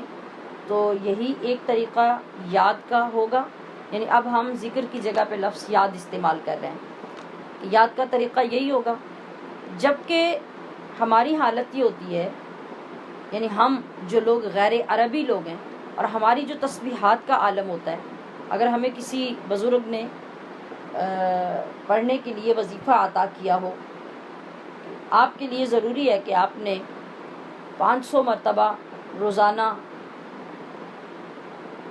لا حول ولا قوت پڑھنا ہے۔ ایک تسبیح آپ نے لا الہ الا اللہ کی پڑھنی ہے، میں مثال دے رہی ہوں، یا ایک تسبیح صبح ایک تسبیح شام آپ نے درود پاک کی پڑھنی ہے۔ اب جس نے ہمیں وظیفہ دیا اس نے اللہ کا ذکر ہمیں عطا کیا، اور ذکر کا معنی کیا ہے؟ یاد۔ آپ مجھے بتائیے کہ جب ہم 500 بار پڑھتے ہیں لا حول ولا قوت الا باللہ، یا 100 بار پڑھتے ہیں لا الہ الا اللہ، یا 100 بار درود پاک پڑھتے ہیں، تو ان تسبیحات کے دوران ہم کتنے اللہ کی طرف متوجہ ہوتے ہیں؟ یہ وہ بات ہے جو ہمیں اللہ کے قریب نہیں ہونے دیتی۔ ہم کتنی بار جو لا حول ولا قوت پڑھ رہے ہیں، ہمارے پڑھنے والے لوگوں میں کتنے لوگوں کو اس کا ترجمہ آتا ہوگا، اور کتنے لوگوں کی توجہ اس طرف ہوگی کہ میں جو کہہ رہی ہوں لا الہ الا اللہ یا لا حول ولا قوت الا باللہ، اس کے کہنے کا معنی کیا ہے، مطلب کیا ہے، اور اللہ کے ساتھ اس کی توجہ کتنی ہوگی۔ درست اور سچی بات یہ ہے کہ 1 2 4 5% لوگوں کے علاوہ اگر وہ بھی توجہ کریں گے بھی، تو میں دعوے سے کہہ سکتی ہوں کہ وہ لوگ بھی پورا ٹائم، یہ عوام کی بات ہو رہی ہے، خواص کی بات نہیں ہے۔ خواص کے مقام و درجات تو اللہ کریم نے نہ جانے کتنے بلند رکھے ہوتے ہیں۔ یہ ہم اپنی بات کر رہے ہیں، ہم عوام کی بات کر رہے ہیں کہ ہم اگر کوشش بھی کریں تو مجھے یہ سوچ کے آپ بتائیے اور اپنے اندر سے فتویٰ لے کے بتائیے کہ کتنا وقت ہمارا ان تسبیحات کو پڑھنے میں اللہ کی طرف متوجہ ہوتا ہے۔ کبھی خیال آ بھی جائے تو ہمیں اس کے معنی کا ہی نہیں پتہ ہوتا، ہمیں مقصد کا ہی نہیں پتہ ہوتا کہ اس کا مقصد کیا ہے، اور ہم جو پڑھ رہے ہیں اس میں ہماری کیفیت کیسی ہونی چاہیے۔ اور ہم کیا کرتے ہیں، ہمارا زور سارا ہوتا ہے تعداد پوری کرنے پہ۔ یہی وجہ ہے کہ نہ تو ہمارے لفظ ٹھیک ادا ہو رہے ہوتے ہیں، اور نہ ان کے تلفظ کی خبر ہوتی ہے ہمیں، نہ وہ جملہ اس ادب سے ہم بول رہے ہوتے ہیں جس ادب سے ہمیں کسی بڑے کے سامنے بات کرنی چاہیے۔ ہم اس کو بات سمجھتے نہیں ہیں، ہم یہ سمجھتے ہیں کہ یہ ہم تسبیح پڑھ رہے ہیں، اور اس میں آدھے لفظ ہم کھاتے جاتے ہیں اور آدھے بولتے جاتے ہیں، پھر ان کا کوئی مخرج نہیں ہوتا، کوئی تلفظ نہیں ہوتا کہ اس کا معنی درست ہو، اس کے معنی بھی کیا سے کیا بنتے جاتے ہیں، مگر ہم اپنی تسبیح پوری کرنے کے چکر میں ہوتے ہیں۔ اور پھر یہ بھی ہوتا ہے کہ ہمارے ہاتھ میں تسبیح ہوتی ہے، ہم اسی تسبیح کو روک کر ہم کسی کو ڈانٹ بھی لیتے ہیں، ہم جھڑک بھی لیتے ہیں، ہم گالی بھی دے لیتے ہیں، ہم کسی کی برائی بھی کر لیتے ہیں، اور ہمارے سامنے کو دوسرا ہماری ناپسند کا کام کر رہا ہو تو ہم اپنے پاس بیٹھے ہوئے بندے کے ساتھ اس کا گلہ بھی کر لیتے ہیں، اور پھر وہیں سے تسبیح شروع کر لیتے ہیں جہاں سے چھوڑی ہوتی ہے۔ ٹھیک ہے، تو یہ کون سا اللہ کا ذکر ہوگا؟ آپ مجھے بتائیے، اس میں اللہ کی یاد ہے؟ نہیں۔ ہمارے پاس اللہ کی یاد کرنے کے اتنے طریقے ہیں، یاد کرنی ہے، ہم نے اللہ کو یاد رکھنا ہے۔ اصل مقصد جو نبی علیہ الصلوۃ والسلام کا یہ ہے کہ میری امت مجھ سے اور اپنے رب سے جڑی رہے، اور اس کی مثال ہمارے پاس نہیں ہے کیا کہ ہم اپنے کام کاج کے دوران بھی کسی سے جڑا رہ سکتے ہیں؟ آج ان نوجوان بچوں اور بچیوں سے ذرا پوچھیں جن کو ناجائز اور حرامی محبتیں ایک دوسرے سے ہو جاتی ہیں. ہمارے پاس سب سے بڑی مثال دنیا میں یہی ہے نا، سمجھنے والی. اب ناجائز محبت ہے نا ایک نوجوان لڑکے اور لڑکی کی. مجھے بتائیں کہ وہ کھانا کھاتے ایک دوسرے کو بھولتے ہیں؟ اسکول جا کے، کتابیں پکڑ کے، کسی اور سے بات چیت کرتے، سوتے جاگتے، کوئی لمحہ ایسا ہو جس وقت ان کے دل سے یاد نکلتی ہو اس کی جس سے انہیں محبت ہو گئی ہے؟ تو ہمارے پاس یہ کتنی بڑی مثال ہے جو یہ ثابت کر رہی ہے کہ جب محبت اثر کر جاتی ہے اندر، میں یہ تو نہیں کہہ سکتی کہ محبت سچی ہوتی ہے. وہ سچی محبت تو ہوتی ہی نہیں، کیونکہ وہ ناجائز اور حرام محبت ہے. تو جو حرام چیز ہوتی ہے وہ سچی کیسے ہو سکتی ہے؟ لیکن میں یہ کہوں گی کہ جب محبت اندر اتر جاتی ہے، جب محبت گہرائی میں چلی جاتی ہے، تو پھر بندے کا حال یہ ہو جاتا ہے. تو پتہ یہ چلا کہ ساری زندگی ہمیں محبت کا پتہ ہی نہیں کہ اللہ سے محبت کیسے ہوتی ہے اور محبت ہوتی بھی ہے کہ نہیں. اگر ہم ایک معتدل درجے کی، اعتدال والی، درمیانے درجے کی محبت بھی اللہ سے کرنے لگ جائیں تو ہم نے جو چیزیں اس 40 روزہ کورس میں سیکھی ہیں نا، وہ بہت اعلیٰ، بہت شاندار اور بہت امپورٹنٹ ہے، جس کے ذریعے سے آپ کا تعلق اپنے رب سے اور اپنے رسول سے بہت اچھے طریقے سے جڑ جاتا ہے، بشرطے کہ آپ ان کے پابند ہو جائیں. اور پابند ہونے کے لیے ہی آپ کو سکھائی گئی ہیں. وہ کیا ہیں؟ وہ یہ ہیں کہ ہم نے سیکھا کہ جب ہم نے کھانا شروع کرنا ہے تو ہم نے کہنا ہے بسم اللہ وعلی برکت اللہ. یہاں دو چیزیں بیک وقت آپ کے تصور میں آنی چاہیے. ایک یہ کہ یہ اللہ کے حبیب کی سنت ہے، نبی یاد آئے کہ نہ آئے. دوسری بات یہ کہ یہ میرے اللہ کا برکت والا نام ہے، جس کی وجہ سے میرے کھانے میں برکت ہوگی اور شیطان یہاں سے بھاگ جائے گا. اللہ بھی یاد آ گیا، اللہ کے نبی بھی یاد آ گئے. اب جب ہم نے کھانا کھا لیا، کھانا کھانے کے بعد ہم نے کہا الحمدللہ الذی اطعمنا وسقانا. یہ کیا کہہ رہے ہیں ہم؟ اگر پہلے آپ کو ترجمہ نہیں آتا تھا تو اب تو ماشاءاللہ آ گیا نا، جتنے لوگ ہمارے ساتھ شامل ہیں.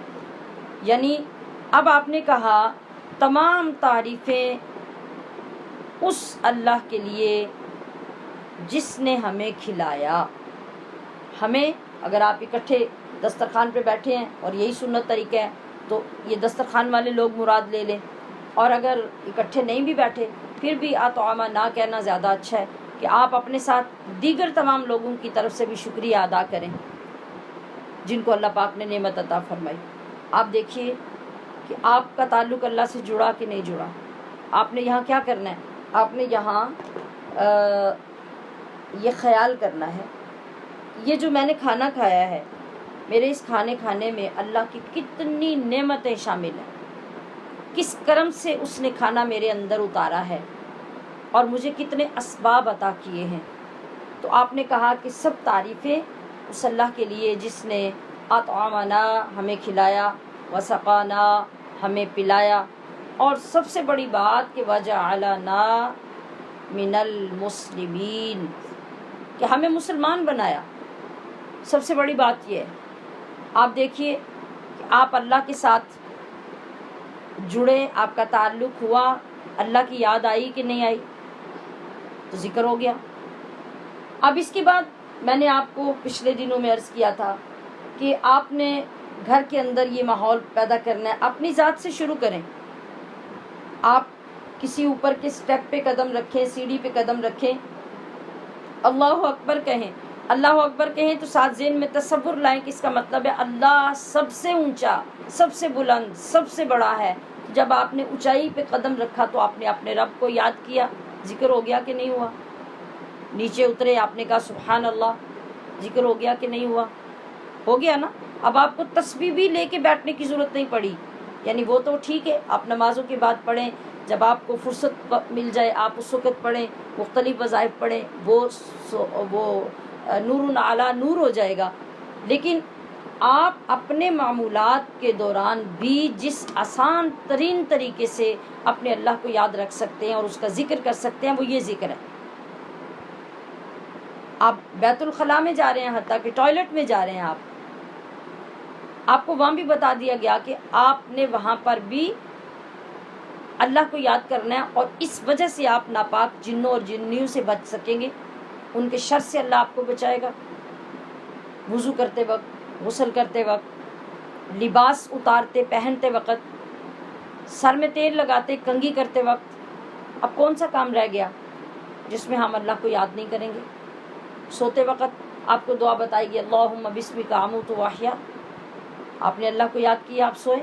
اٹھتے ہی آپ کی آنکھ کھلی تو آپ کو عادت بنانی ہے الحمدللہ الذی احیانا بعدما اماتنا والیہ النشور.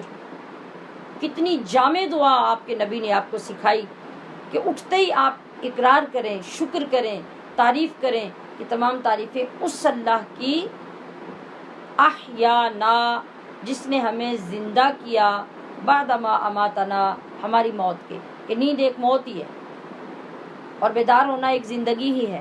تو وہ اللہ نے آپ کو عطا فرمائی. اور ساتھ ہی آپ نے یاد بھی کر لیا کہ وَإِلَيْهِ النُّشُورُ، کہ اب تو اللہ نے جگا دیا، ہمیں سلا بھی دیا، اور ہر روز یہ کرتا ہے، مگر ایک دن وہ موت بھی آ جائے گی جس میں ہمیں اس کے دربار میں پیش ہونا ہو. آپ دیکھ لیجئے کہ اس توجہ سے اور اس علم سے اور اللہ کے فضل سے ہم نے کتنی آسانی سے سمجھ لیا کہ ہم زیادہ سے زیادہ وقت اللہ کے ذکر میں، اللہ کی یاد میں گزار سکتے ہیں، اور اس کے لیے ہمارے لیے اجر و ثواب کتنا ہے. مجھے امید ہے کہ آپ کے لیے یہ طریقہ بہت دلچسپ اور خوبصورت ثابت ہوگا اور اس کو آپ نافذ بھی کر سکیں گے. اللہ پاک ہمارے لیے آسانیاں فرمائے. ہمارے پاس تیسرا پورشن فقہ کا ہمارا پچھلے 2 دن سے جو سلسلہ شروع ہے وہ میت کے متعلق، مرنے کے بعد کے مسائل کے متعلق ہے. تو آج ہم اس کو فائنل کر رہے ہیں، جس میں عورت کے لیے غسل میت کا طریقہ، غسل کا سامان، نیز غسل میت سے متعلق جو کچھ ضروری چیزیں یا امور ہیں ان کو سمجھنا. تو غسل میت کے لیے سب سے افضل اور ضروری ہے کہ میت کا بہت قریبی رشتہ دار غسل دے. پہلی بات ہی آپ کے لیے عجیب ہوگی. شریعت جو کہتی ہے وہ یہ ہے کہ جب بھی کوئی انسان کسی خاندان سے فوت ہو جائے، عورت ہو، مرد ہو، بچہ ہو، بچی ہو، تو ضروری ہے کہ اس میت کو غسل دینے والے اس کے قریبی رشتہ دار ہوں.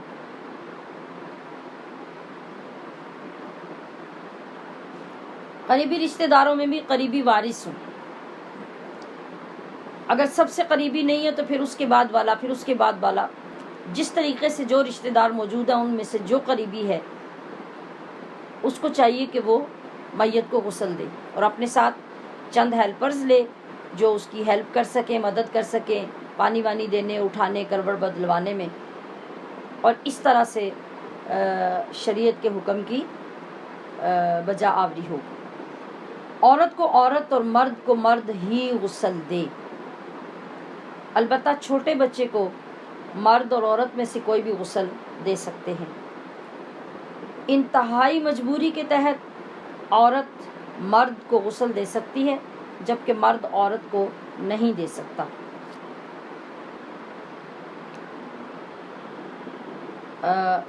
میں نے لفظ کیا استعمال کیا؟ انتہائی مجبوری. یعنی شریعت چونکہ سارے پہلوؤں پہ بات کرتی ہے نا، عام طور پہ ایسا ہوتا تو نہیں ہے، اس کی ضرورت تو نہیں پڑتی، لیکن اس طرح کے مسائل اس وقت کے لیے ہوتے ہیں جب کبھی خدا نخواستہ کوئی بھی شخص اویلیبل نہیں ہے خاندان میں یا کہیں سفر میں ایسی جگہ پہ انتقال ہو گیا کہ کوئی بھی بندہ غسل دینے والا موجود نہیں ہے، یا اللہ نہ کرے کہ کوئی ایسی وبا آ گئی کہ کوئی بھی شخص آبادی میں خاندان میں ایسا نہیں بچا کہ جو بیمار نہ ہو اور وہ اٹھ کر غسل نہ دے سکتا ہو، مطلب اس طرح کی سنگین صورتحال میں اس کو مجبوری کہا گیا کہ عورت پھر اگر وہ موجود ہے اور وہ دینے کے قابل ہے تو غسل دے سکتی ہے، جبکہ مرد عورت کو نہیں دے سکتا۔ غسل دینے والے کا دیانتدار ہونا ضروری ہے، اور اس بات کا علم بھی ضروری ہے کہ اگر غسل کے دوران کوئی عیب والی بات غسل دلانے والا بندہ عورت یا مرد دیکھے تو اس کا چرچا نہ کرے، یعنی یہ علم بھی غسل دلانے والے کو ہونا چاہیے۔ اور اگر کوئی کرامت یا اچھی بات دیکھے تو لوگوں میں اس کا چرچا کرے، کیوں؟ تاکہ لوگوں میں نیکی کا ذوق اور آخرت کی فکر پیدا ہو۔ اور اگر کوئی مرنے والا مرد و عورت کھلے عام برائیوں اور فسق و فجور میں مبتلا تھا، یعنی دنیا میں جیسے کچھ لوگ ہوتے ہیں جن کو ہر بندہ برا کہتا ہے، ہر بندہ جو ہے ان کے برے اعمال کا گواہ ہوتا ہے، وہ بد کرداری میں مشہور ہوتا ہے، اور اس طرح کا بندہ جب مر جائے اور غسل کے دوران اس کی کوئی بری بات کا مطلب ہے کہ اس کے اوپر برے آثار،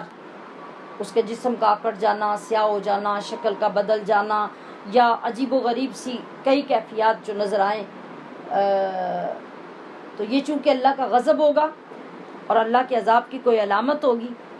تو پھر عبرت کے لیے لوگوں میں اس کا ذکر کیا جائے۔ کیا مطلب؟ کہ جو بندہ کھلے عام سرے عام ہر ایک کو جھٹلا کے اللہ کی نافرمانیاں کرتا تھا اور برائیاں کرتا تھا، تو اب لوگوں کو ڈرانے کے لیے کہ جو ایسا کرے گا اس کا یہ حشر ہوگا، تاکہ باقی لوگ بھی برائیوں سے توبہ کر لیں، اب اس کی ایسی حالت کا بیان کرنا ضروری ہوگا، لوگوں کے لیے فائدہ مند ہوگا، اور عام بندہ جس کی کوئی بھی برائی لوگوں کے سامنے نہیں ہے، ہو سکتا ہے خدا نخواستہ معاذ اللہ کوئی اس کی ایسی برائی ہو جو پوشیدہ ہو، لوگوں میں مشہور نہ ہو یا لوگ اسے اچھا سمجھتے ہوں، تو ایسے کسی بھی بندے کی کوئی برائی کوئی عیب غسل کے دوران نظر آئے تو غسل کروانے والے کو اتنا دیانتدار ہونا چاہیے کہ وہ کسی کے ساتھ بھی اس کا تذکرہ نہ کرے، اس کو راز رکھے۔ اسی لیے کسی قریبی رشتہ دار کو نہلانا چاہیے، کیونکہ قریبی رشتہ دار کبھی یہ نہیں چاہے گا کہ ہمارے خاندان کی بدنامی ہو یا ہمارے کسی بندے کی لوگ بات کریں۔ یہ ہے مصلحت شریعت مطہرہ کی اس پہ حکم لگانے کی۔ اور آپ کو معلوم ہے کہ کوئی بھی ایسا پیشہ ور بندہ جو گھر گھر میں جاتا ہے، کام کرنے والوں کو دیکھ لیں، کھانا بنانے والوں کو دیکھ لیں، جو حجام ہے حجامت کرنے والے ان کو دیکھ لیں، اور اسی طرح جو مردوں کو نہلانے والے پروفیشنل لوگ ہیں ان کو دیکھ لیں، یہ جہاں بیٹھیں گے وہاں لوگوں کی بات کریں گے۔ یہ لوگ کبھی ایک دوسرے کا راز نہیں رکھتے، کبھی ایک کے ساتھ کبھی دوسرے کے ساتھ، ایک کی اگلے گھر میں اگلی کی اس سے اگلے گھر میں، یہ لوگ اس طرح سے ڈسکس کرتے ہیں، ان کی یہ عادت بن جاتی ہے۔ اس لیے شریعت نے اس سے منع فرمایا کہ ایسے اپنے میت کو یوں لوگوں کے حوالے کر کے نہ چھوڑ دیں کہ جس کا دل ہے وہ اسے غسل دے اور پھر ہر ایک کے سامنے جا کے وہ کسی کا عیب، کسی کی بات، کوئی پوشیدہ کو پردے کی چیز وہ لوگوں کے سامنے بیان کرتا رہے۔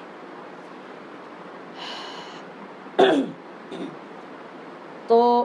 آج کل ہمارے علاقوں میں، آج کل ہی نہیں بلکہ ہم تو جب سے پیدا ہوئے ہیں تب سے یہی دیکھ رہے ہیں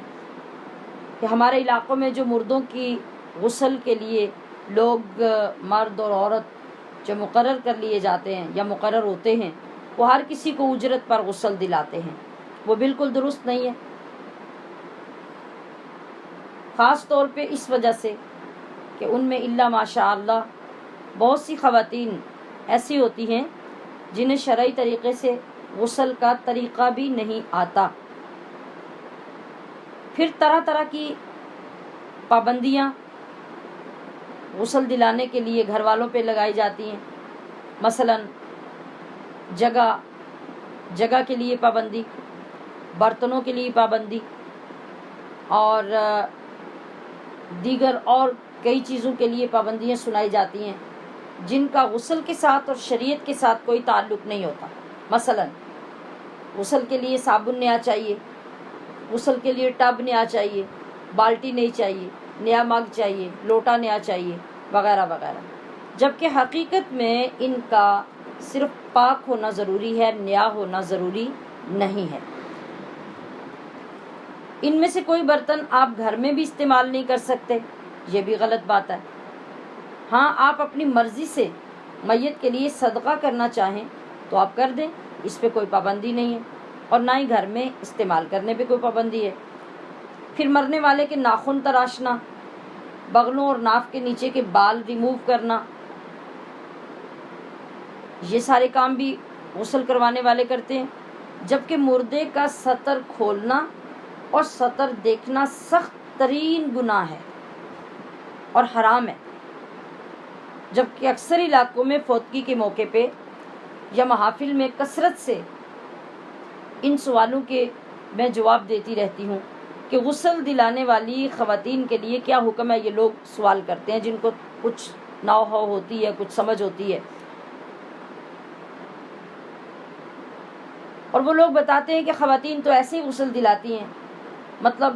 پہلے میت کے ناخن کاٹنے بیٹھیں، پھر اس کے بعد جو سطر کے مقامات ہیں ان سے بالوں کو ریموو کرنے کے لیے بیٹھیں، اور ایسے ہی غسل دلانے کے بعد مردے کے بالوں میں کنگھی کرنا، ان کو کنگھی کے ساتھ سنوارنا، یہ تمام چیزیں سراسر غلط، شریعت کے خلاف، اور یہ خاص طور پہ میں نے جو عرض کیا یہ تو سراسر حرام اور شدید ترین گناہ ہے. تو اب سوچنے کی بات یہ ہے کہ جب خواتین ہوں یا مرد حضرات ہوں، جو بھی وہ غسل دلانے کے لیے ہوں گے تو بیک وقت 3 4 5 لوگ ایک جگہ پہ موجود ہوتے ہیں، تو کیا یہ میت کی تذلیل نہیں ہوگی تو اور کیا ہوگا کہ ایک وقت میں بے ستر کر کے، بے پردہ کر کے میت کو اور اتنے لوگوں کا اس انداز سے اس کو غسل دلانا، یہ سراسر خلاف شریعت ہوگا. اور ہمارے ہاں الا ماشاء اللہ اکثر و بیشتر خواتین کا یہی حال ہے. تو آپ یہ دیکھیے کہ پھر آپ آخر وقت میں باقی تمام چیزوں کا آپ کو خیال ہوتا ہے کہ میری امی کو یہ پسند تھا تو میں نے یہ پکانا ہے، ان کو گوشت پسند تھا تو ان کو چاول پسند تھے تو ان کو سویاں پسند تھی. یہ نہیں آپ کو پتا کہ اللہ اور اس کے رسول نے ان کے لیے جو پابندی لگائی ہے، اور اس وقت جب یہ حال ہو رہا ہے تو آپ کی امی کی روح کتنی اذیت میں ہے اور کتنی تکلیف میں ہے کہ جب اس کے ساتھ آپ یہ سلوک کروا رہے ہیں. ٹھیک ہے، اب یہ باتیں سمجھنے کے بعد ہم دیکھتے ہیں کہ غسل کے لیے پہلے کون سا سامان تیار کرنا ہے، کیونکہ ساری چیزیں پہلے مکمل پوری کرنے کے بعد پھر غسل شروع کرنا چاہیے. جس طرح سے آپ خود واش روم میں جاتے ہیں تو اپنی ضرورت کی چیزیں لے کے جاتے ہیں، اسی طرح سے یہ نہیں کہ غسل شروع کروا دیا، اب یہ چیز یاد آ گئی اور اسے ڈھونڈنے نکل جائیں اور مردہ وہاں تختے پہ پڑا رہے، پھر دوسری چیز لینے چلے جائیں، پھر تیسری لینے چلے جائیں اور باقی لوگ انتظار کرتے رہے. نہیں، پہلے تمام چیزیں آپ نوٹ کر لیجئے، ان کو جمع کیجئے، اس کے بعد پھر مردے کو غسل کے لیے لایا جائے. سب سے پہلے غسل والا تختہ، اس کے بعد اگربتی، عود یا لوبان. عود یا لوبان یہ خوشبوئیں ہوتی ہیں، ہمارے ہاں تو ان کا ٹرینڈ کم ہے، عرب ممالک میں یہ بہت کثرت سے استعمال ہوتی ہیں اور یہ استعمال کرنا سنت بھی ہے. جو لوگ ان ممالک میں ہوتے ہیں انہیں گھروں میں یہ رکھنی چاہیے تاکہ اچھے طریقے سے سنت کی تکمیل ہو، کہ ایسا وقت تو ہر گھر میں آتا ہی ہے. تو باہر کیف ہمارے ہاں ان کی جگہ پہ اگربتی استعمال ہوتی ہے.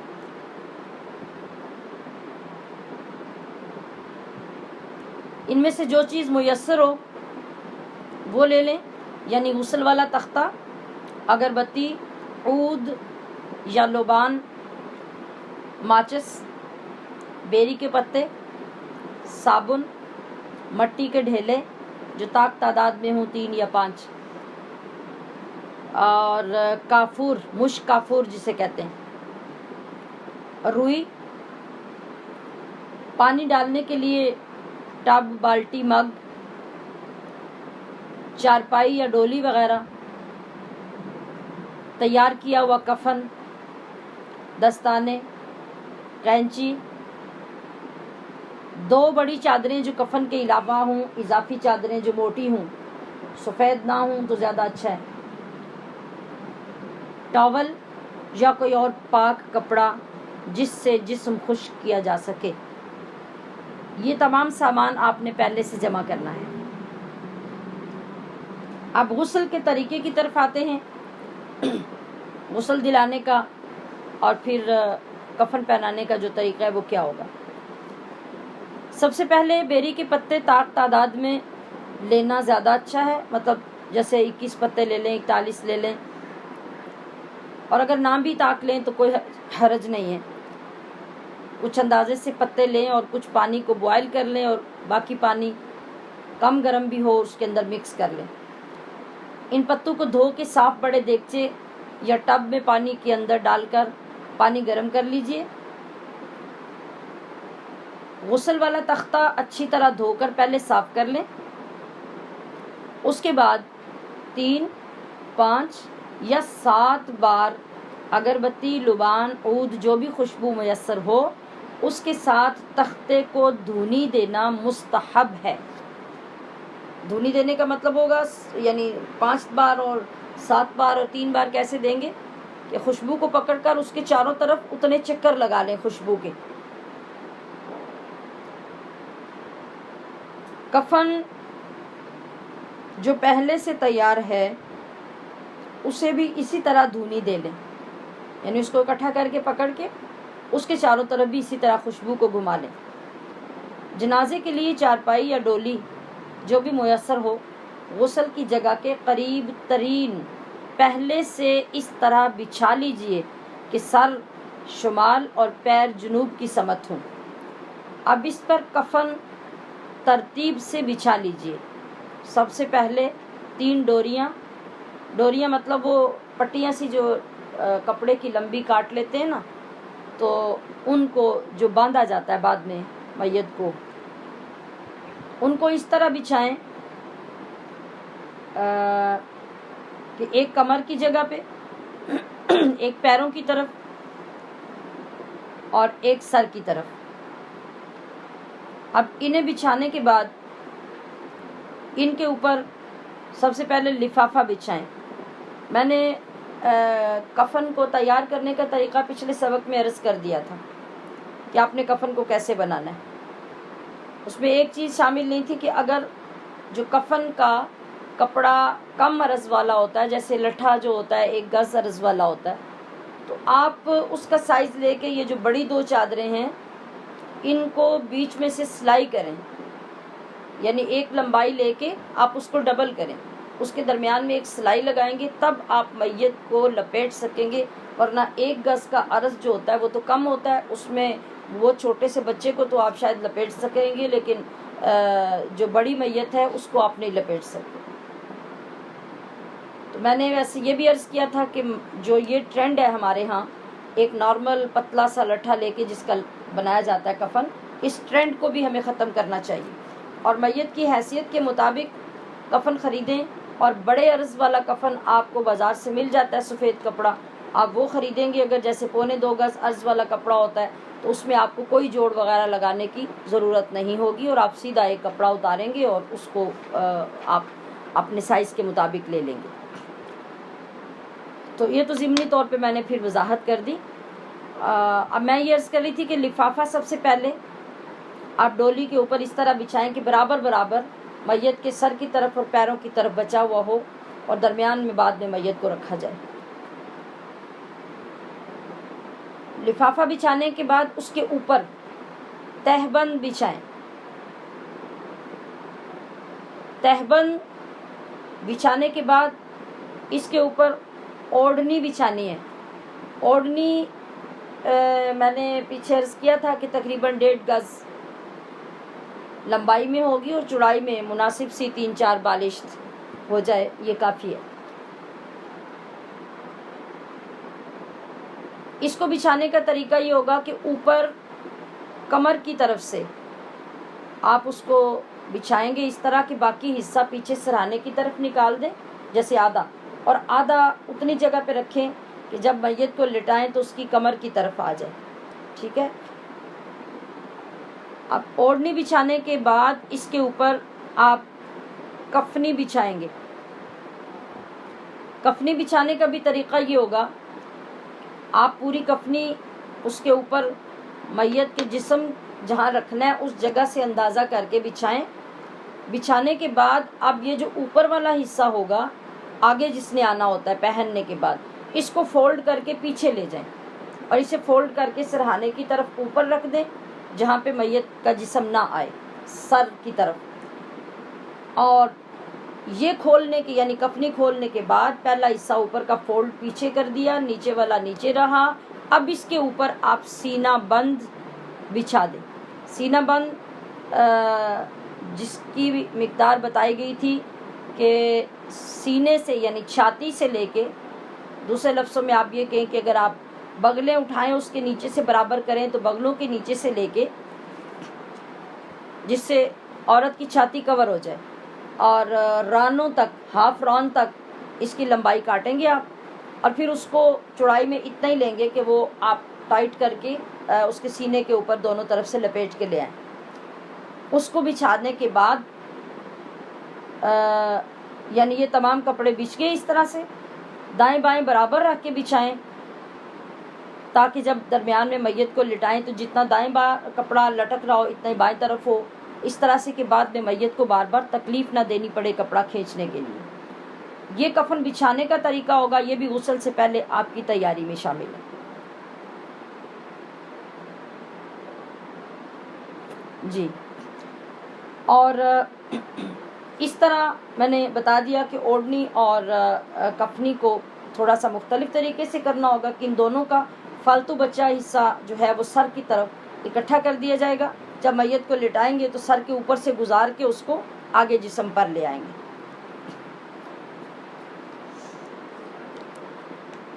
اچھا، یہاں میں اس کے جو اوڑھنی ہے اس کے بارے میں عرض کر دیتی ہوں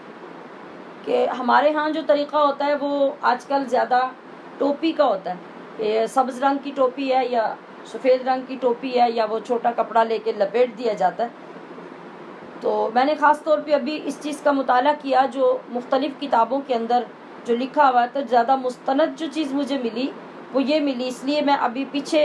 سال میں جو میں نے بتایا تھا وہ اس کی وضاحت نہیں کی تھی، اس وجہ سے میں ابھی اسپیشلی کر رہی ہوں کہ جن لوگوں نے پچھلے سال میں نوٹ کیا تھا اپنا سبق وہ بھی اس کو مطلب درست کر لیں کہ یہ زیادہ مستند اور اچھا طریقہ ہوگا۔ یعنی جو سینہ بند ہے اس کے لیے بھی یہ ہے کہ یا تو یہ کہ سب سے اوپر کفن باندھتے ہوئے سینہ بند اوپر رکھا جائے اور کفن کو باندھا جائے، اور یہ دوسرا جو زیادہ اچھا طریقہ جو لگا وہ یہ ہے کہ جیسے ابھی میں نے بتایا سینہ بند کو نیچے بچھایا جائے اور پھر اس کو اوپر لپیٹا جائے، لپیٹ کر پھر اس کے اوپر کفنی کو سیدھا کیا جائے، تو گویا سینہ بند اس طرح ہو جائے گا جیسے آپ قمیض کے نیچے شمیز پہنتے ہیں اور زیادہ جسم کو کور کر دے گا۔ اور اوڑھنی کے بارے میں یہ کہ وہ سکارف کی طرح جس طرح سے ہم دوپٹہ لیتے ہیں اور چہرے پہ اس طرح سے کر دیتے ہیں، فقہا نے جو زیادہ احتیاط کا طریقہ لکھا ہے وہ یہ ہے کہ اوڑھنی نقاب کی طرح سے ڈالی جائے، یعنی آدھا حصہ کمر کے نیچے آ جائے اور باقی کو جب آپ کفن کو مکمل بند کرنے لگے میت اٹھانے کے وقت، اس وقت پیچھے والا حصہ اٹھا کے نقاب کی طرح چہرے کے اوپر ڈال دیں، یہ زیادہ احسن طریقہ ہوگا اس کا اوڑھنی اوڑھانے کا، ٹھیک ہے۔ اب میت کو تختے پر اتارا جائے، سیدھا لٹا کر جو 2 چادریں اضافی پاس رکھی تھی ان میں سے ایک گردن سے پیروں تک میت پر ڈال دی جائے۔ آپ کو یاد ہے نا کہ ہم عورت کے غسل کا طریقہ سیکھ رہے ہیں، پردے کو قائم رکھتے ہوئے، یعنی چادر ڈالنے کا مطلب یہ ہے کہ عورت کا پردہ قائم رہے۔ میں نے پہلے کہا نا کہ جو خواتین کرتی ہیں وہ ریموونگ وغیرہ، بتائیے کہ شریعت اس قدر احتیاط بتا رہی ہے اور آپ کتنے گناہ کے مرتکب ہوتے ہیں، اس کو سوچنا بہت ضروری ہے۔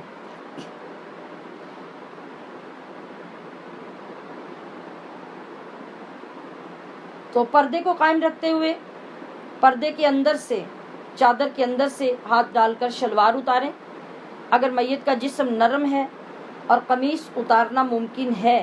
تو نرمی سے قمیص اتار لی جائے، ورنہ ایک طرف سے پوری سلائی کینچی سے کاٹ دیجئے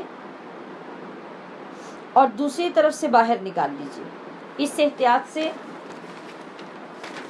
کاٹنے کا یہ مطلب ہے کہ لباس ضائع نہ ہو۔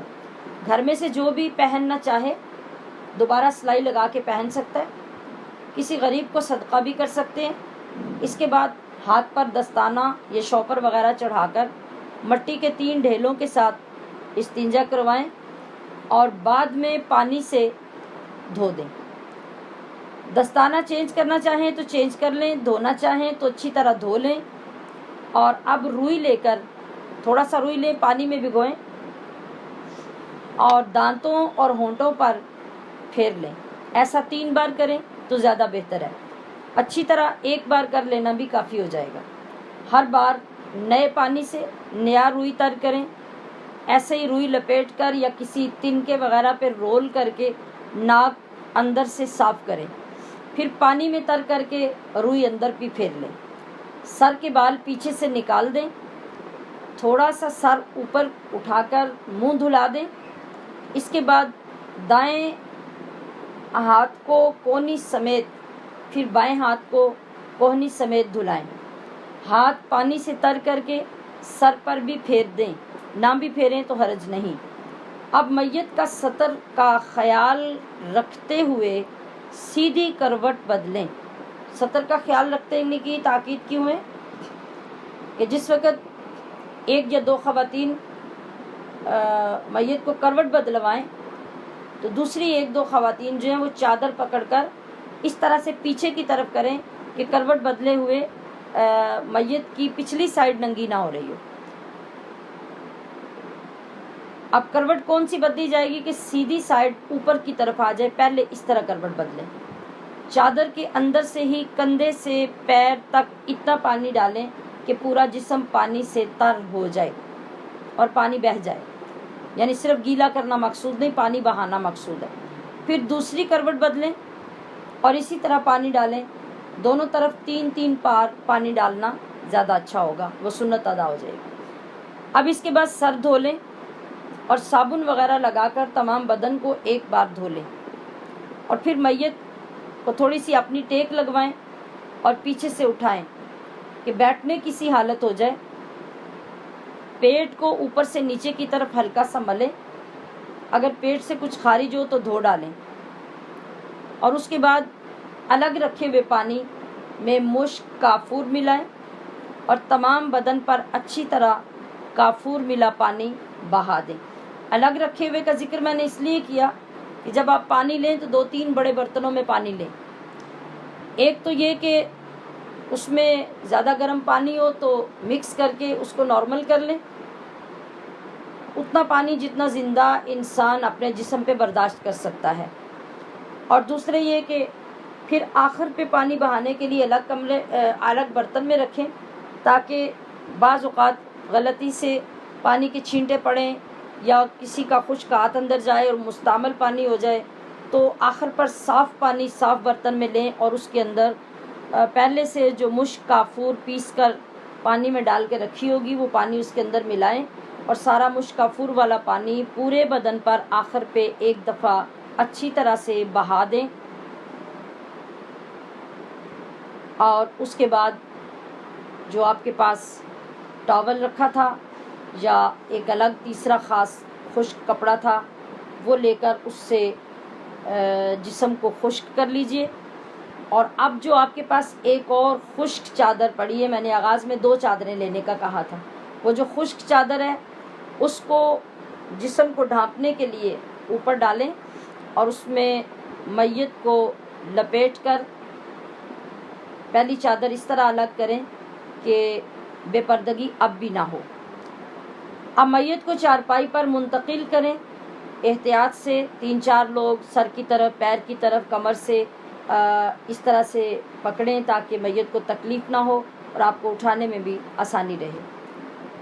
اور جہاں پہلے سے کفن بچھا کے رکھا گیا تھا وہاں میت کو منتقل کریں اور میت کو احتیاط سے کفن کے مطابق سیٹ کریں. جیسے پہلے بھی میں نے عرض کیا، کفن میں سب سے پہلے سینہ بند جو سب سے اوپر آپ نے رکھا تھا اسی کی باری آئے گی نا، تو اس کو آپ لپیٹیں. ہر کپڑا لپیٹتے ہوئے آپ نے یہ خیال رکھنا ہے کہ لپیٹتے ہوئے اس کی دائیں سائڈ اوپر ہو، یعنی پہلے بائیں سائڈ آپ لپیٹیں گے، اس کے بعد دائیں سائڈ کے لپیٹنے سے دائیں سائڈ اوپر آ جائے، یہی سنت طریقہ ہوگا. اس کے بعد کفنی کی فرنٹ جو پیچھے آپ نے رول کر کے رکھی تھی اس کو کھولیں اور سر کے اوپر سے گزار کر قمیض کی طرح نیچے لے آئیں. اب اس کے بعد تہبند کی باری ہوگی. تہبند کو بھی اسی طرح لپیٹیں کہ اوپر سیدھی سائڈ آ جائے. آخر میں لفافہ ہوگا، اس کو اچھی طرح سے سلوٹیں سیدھی کر کے مکمل سیدھا کر کے لپیٹیں.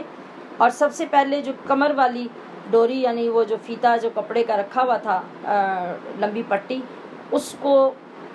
مناسب انداز میں کمر کے گرد کفن کے اوپر تک لا کے باندھ دیجئے. جب تک میت گھر میں ہے چہرہ ننگا کر دیجئے. جنازہ اٹھاتے ہوئے اوڑھنی بھی پیچھے سے سر کی طرف سے آگے چہرے پہ ڈال دیں اور لفافہ بھی جو کھلا ہوا تھا چہرے کی طرف سے اس کو بند کر دیں. اور پھر جو ڈوریاں اوپر والی نیچے پیروں والی چیک کر کے مکمل باندھ کر اب آپ میت کو رخصت کریں گے. انا للہ و انا الیہ راجعون. الحمدللہ یہ بہت امپورٹنٹ کام تھے، میرے نزدیک تو بہت ہی امپورٹنٹ ہے. اب مجھے نہیں معلوم کہ آپ کو اس کی کتنی ذمہ داری کا احساس ہوا، تو میں چاہوں گی کہ ان کو بار بار دہرائیں. لیکن اس کے باوجود کہ آپ نے یہ پڑھا، جب تک انسان اس کو پریکٹیکل 2-3 مرتبہ نہیں کر لیتا اس وقت تک اس کو اس کا تجربہ نہیں ہوتا. پہلے لائیو تو جب ہم کلاس لیتے ہیں تو یہ سارا پریکٹیکل دکھاتے ہیں. ابھی ہم دیکھتے ہیں کہ اس کی کوئی صورت اگر بن گئی تو یہ کر لیں گے، ورنہ یہ ساری ڈیٹیل میں نے پہلے سے بہت زیادہ ایک ایک چیز اس لیے نوٹ کر دی کہ آپ کو اس سے 90% الحمدللہ سمجھ آ سکتی ہے. باقی جو کرنے والی بات ہے وہ آپ اپنے طور پہ بھی پھر کوئی چھوٹی گڑیا لے کر اس پہ آپ یہ دیکھ سکتے ہیں ساتھ لکھا ہوا رکھ کے کہ ہم یہ سارا کر رہے ہیں تو یہ کیسے ہو رہا ہے. ٹھیک ہے. سبحان ربک رب العزت عما یصفون وسلام علی المرسلین والحمد للہ رب العالمین. سبحانک اللہم وبحمدک اشہد ان لا الہ الا انت استغفرک واتوب الیک. صلی اللہ تعالی علی حبیبہ محمد وآلہ واصحابہ اجمعین برحمتک یا ارحم الراحمین. والسلام علیکم ورحمۃ اللہ وبرکاتہ.